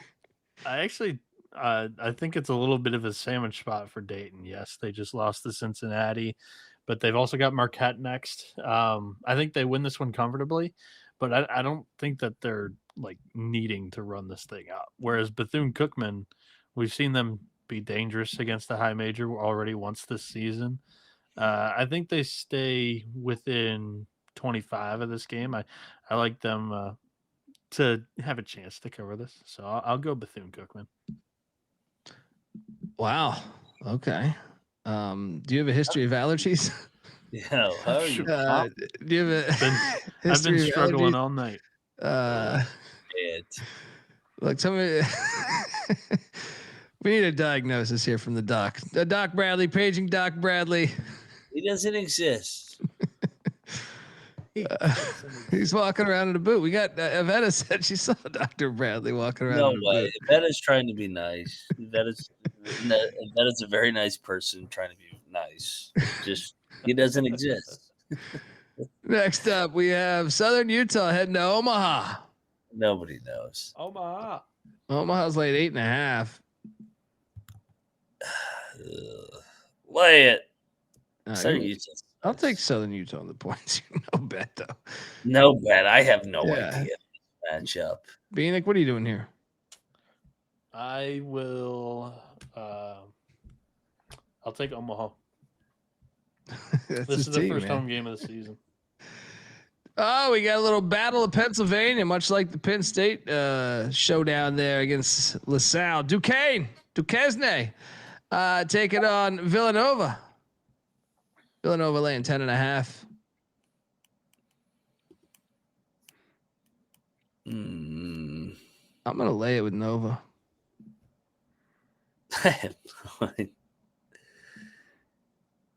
Give me the points, no bet.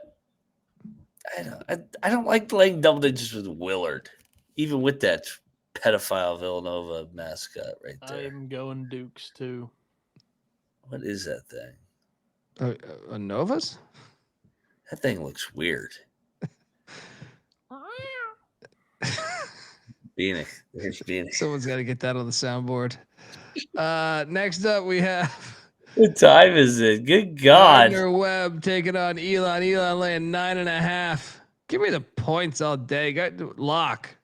Give me a lock on Gardner Webb. Plus 9.5. They just lose to a D2 school. That's a system play, actually. You're right. Yeah. Let's go. It worked every time so far. Boise, excellent. You're in, Mac? Absolutely. Gardner Webb, lock it up. Sprinkle the money line. Yeah, I was about to say, let's go. Bieniek? It didn't work for Delaware, did it? They were winning at half against BYU and then got their absolutely it worked. They were a 36-point underdog and they were winning at halftime. What do you mean it didn't work? Okay. Shit, that might be the most. That might be the biggest most example of it. Yeah. Yeah, they were winning at half as a 36-point underdog in Provo. John says he works in 2 hours. I'll take the running Bulldogs, I guess, but I'm not putting my money on Dude, this is the Leicester. foxhole. This is we need hitting to too. This subtract- is an in-state battle, buddy. I'd We need rather to walk go. up to the roulette table than put money on Leicester. This is like Wow. becoming one of the most like profitable systems. Yeah. If you lose to a D2, you take them the next game. Like you challenge your manhood. Shout out to John's going to work. Under in the chat saying he's almost out of here. Let's go. Next up, Grand Canyon, St. Louis. This game's pretty fire. Well, at least I thought so before Grand Canyon got destroyed by the by Youngstown. St. Louis laying 7.5.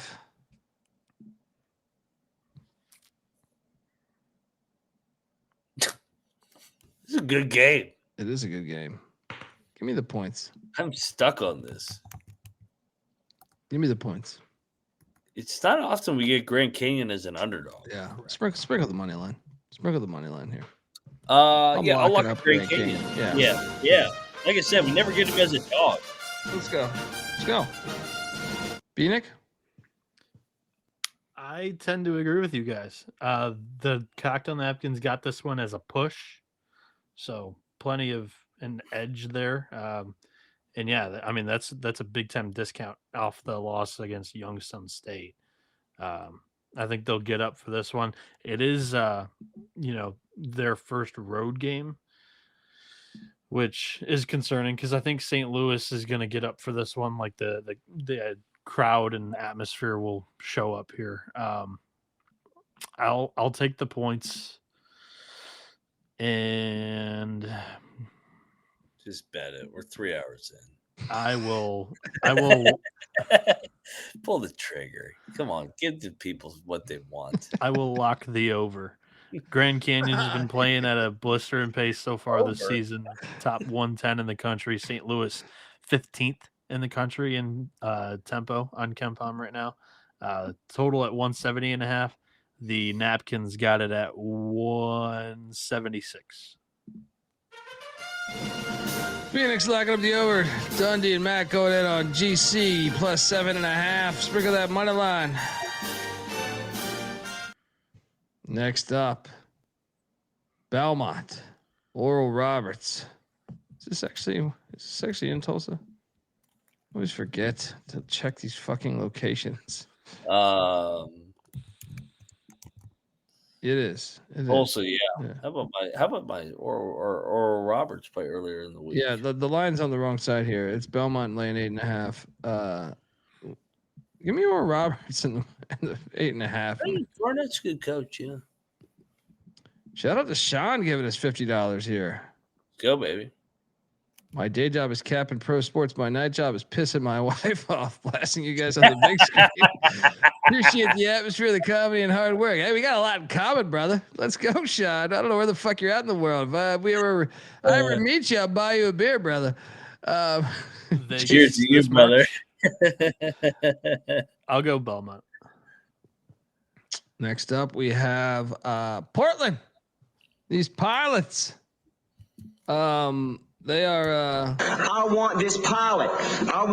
It's a matter of national security. They're catching 9.5 at Wyoming. I'm fucking betting Portland. Get this shit out of here. 9.5. It's like 12 people at these fucking games for the past 5 years. Give me the 9.5 in Portland. It's been a good story. 3-0 at home. I'll lock battle you. Give me Sundance Wicks and the Cowboys at blowout. Bieniek? Elevation. Yeah, Portland's first road game too at Elevation. I'll lay it with Wyoming. You want to know this battle? Pass. Okay. We got a battle. Dundee on Portland. Mac on Wyoming.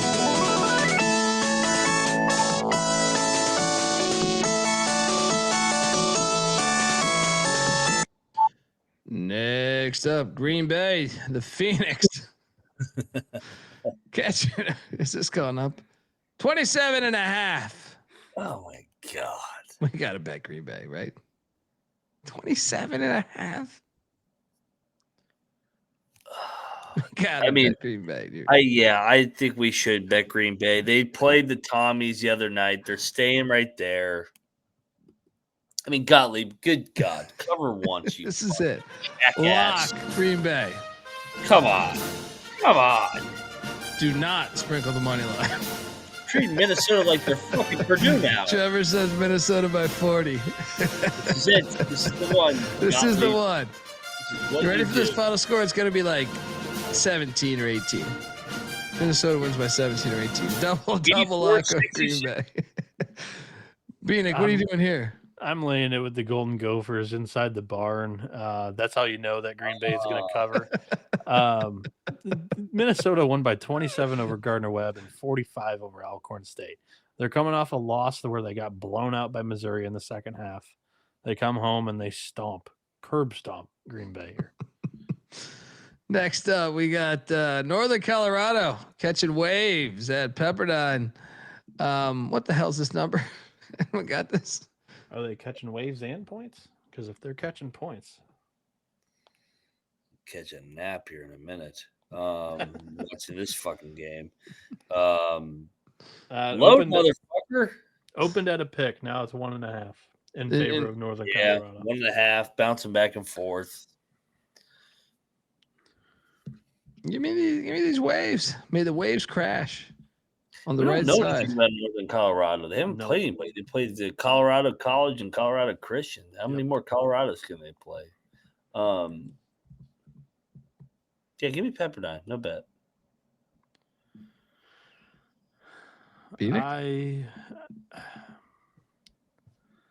I'll go Pepperdine.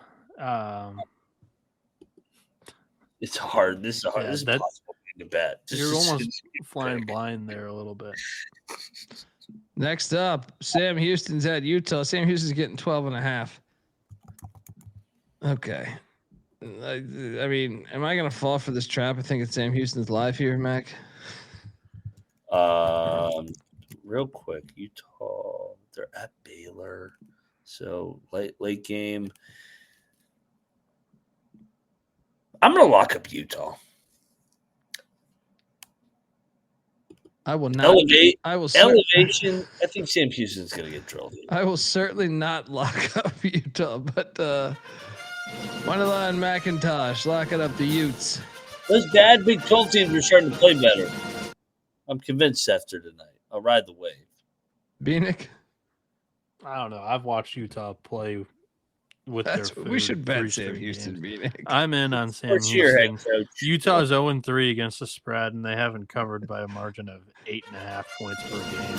You're making me more confident. Let's go. They're going to win by 36. Yeah. This is going to be a blowout. They're going to make every shot tomorrow night. He's getting too confident. It's Big 12. One little good night. Cam Rising for 3. We got a battle. Sunday. Bieniek on Sam Houston. Mac on these Utes.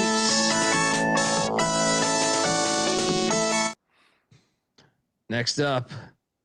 This is my favorite game. Oh, yeah. Somebody's going to get shot. Favorite game. Somebody's going to get shot. Yeah, we had an assistant coach hide a murder weapon, which was awesome, in a hotel. We also had them dip out of town. The team bus couldn't be tracked down. They were not complying with the authorities. Respect.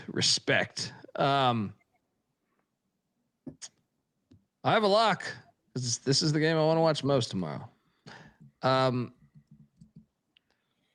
I'm laying 3.5 with State now. Full transparency, I got 2.5, but I still will take 3.5. State gets them. They get them. This place will be lit, by the way. This place will be absolutely fucking lit. I've been watching this rivalry for like fucking 30 years of my life. This is always lit. Mac? Yo, so welcome to the rivalry, Eric Olin here, coming over from UC San Diego. I'm with you, man. They almost got him they got him once last year as a 19.5 point dog outright, and we called that. And the year before that, they fucking were a 15-point favorite, and they led the entire game and should have won the game outright. I think Cooten and company are going to get him again. New Mexico State money line. Let's go. Yep.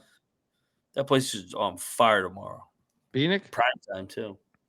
And sorry about the slide's misleading. New Mexico is a 3.5 point favorite, not New Mexico State.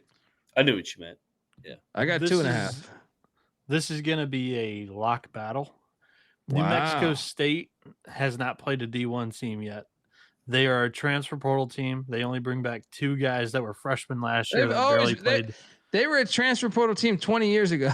They only 2 guys come back that barely played 10 minutes a game last year, and Hooten and company have not looked great to begin the season against non-D1 opponents. Adams State only lost by 11, 83-72, and New Mexico Highlands was in the game as well against the Aggies, 74-58. I think Eric Olin's a solid coach. I don't love the rookie coach in a massive rivalry game spot, especially on the road. First road game. I've got a whole lot of more sample size to bet on here with the Lobos. Only 3.5 points. I'll take that. I'm betting it. Biggest game, one of the biggest games of the day. Give me the Mexican Wolves. The fuck is that? Bet on the rivalry. That's my history.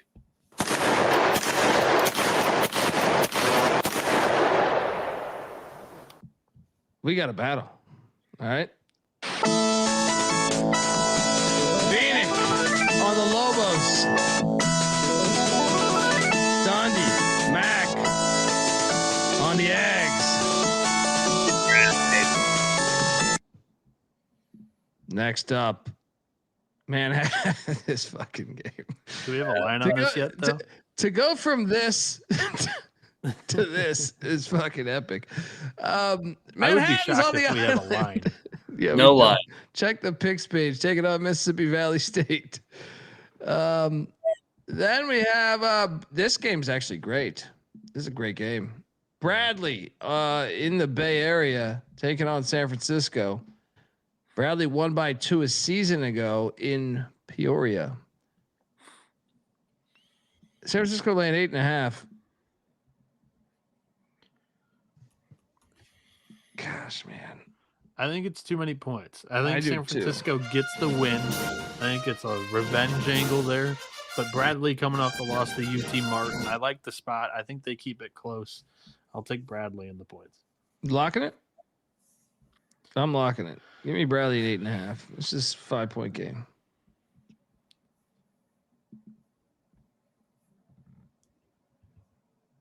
No, I'll stay away.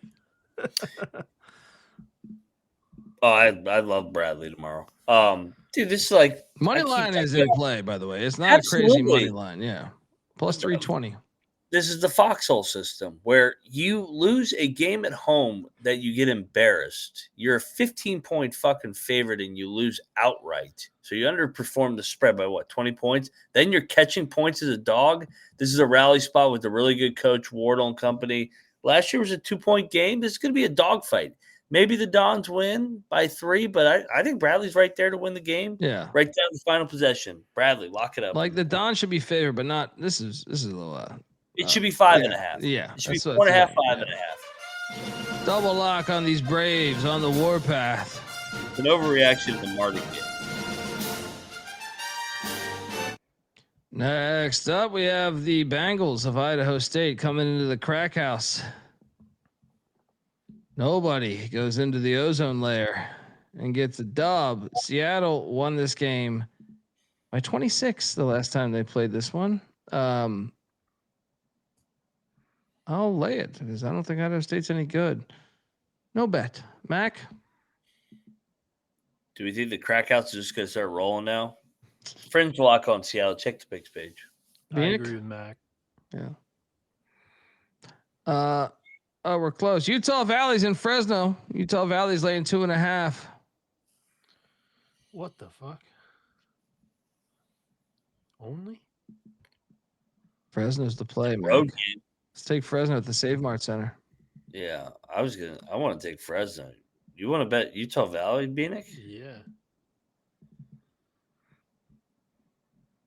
Okay. I'm not going to bet it, but give me Fresno. Why you betting Valley? I just think they're the much better program. Like, not even close. I think that line seems a little off. Like, they don't return a ton, but I don't like Fresno at all. I'm going to lay it with UVU. Lock? No, I'll pass. I'll bet Fresno.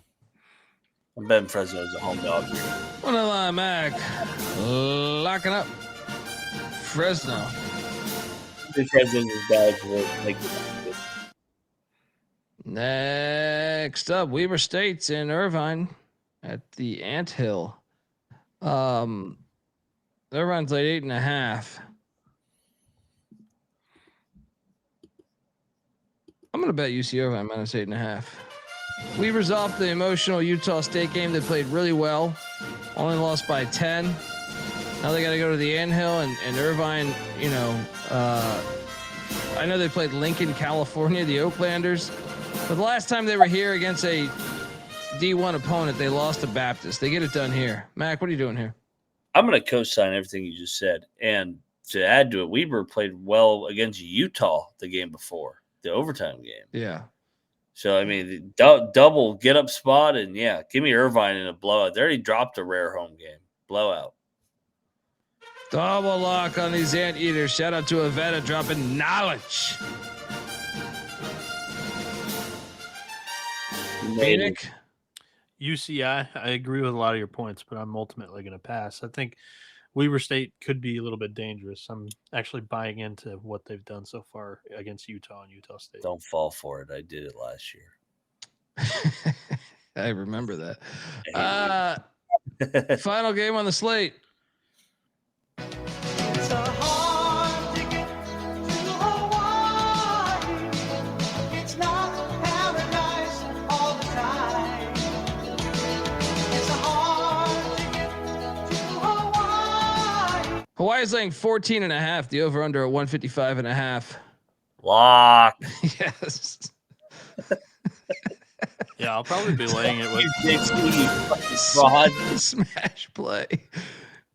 Yeah, I'll probably be laying with Hawaii and Manhattan against both of those teams that just went to double overtime. You should bet that right now. That shit's going 18.5, 19. Yeah, they're on the double overtime game. What's the line here? 14.5. The over under at 155.5. That's a lock. Yeah. Triple lock. Let's go. End our night right. Welcome to the party, pal.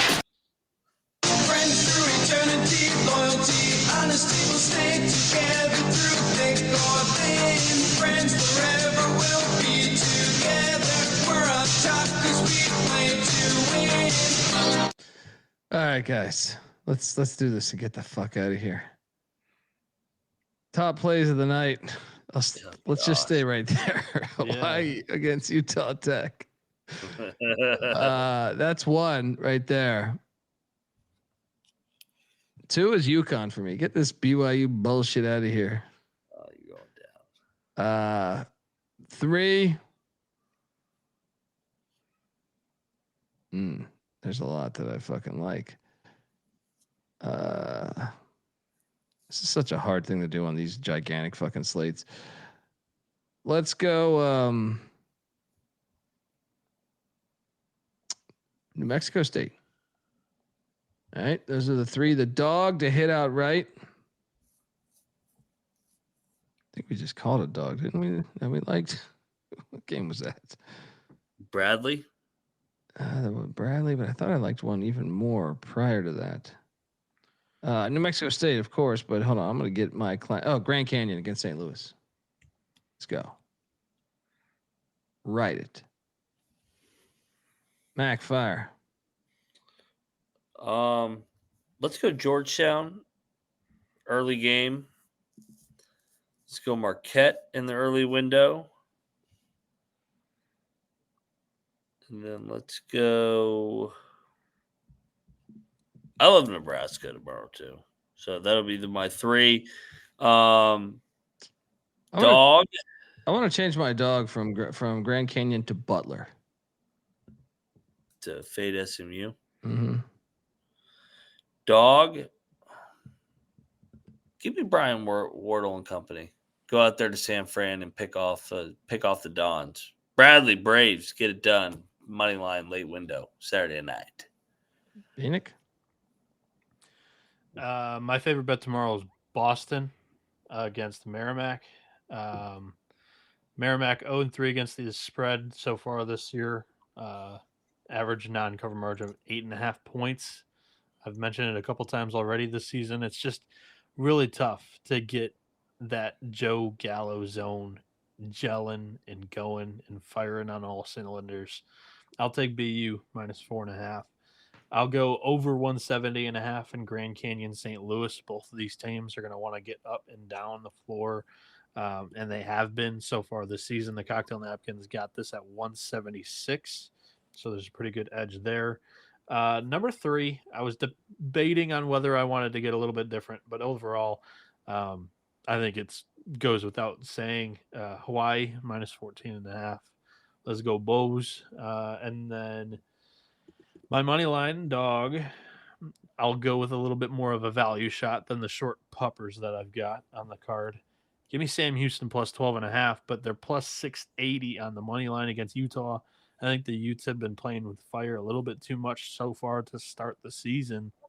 I think the Bearcats could be live in this one and may bite. So I'll go Sam Houston. I was going to say SHSU, but they cut out the state. So Sam Houston.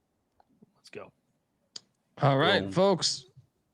Bieniek is on Twitter at NoahB77 _, I think. And Moneyline Max on Twitter at Moneyline_Mac. I'm on Twitter at Colby D. College Basketball Experience is on Twitter at TCE on SGPN. See you in 4 hours when I'm doing the football show. Check out the College Football Experience. And yeah, thanks for rocking with us for 3 hours and 20 minutes. Appreciate all the donations. Till next time, this is the College Basketball Experience. You better start thinking about yours. And we are about to be out of here. If I can find, here we go.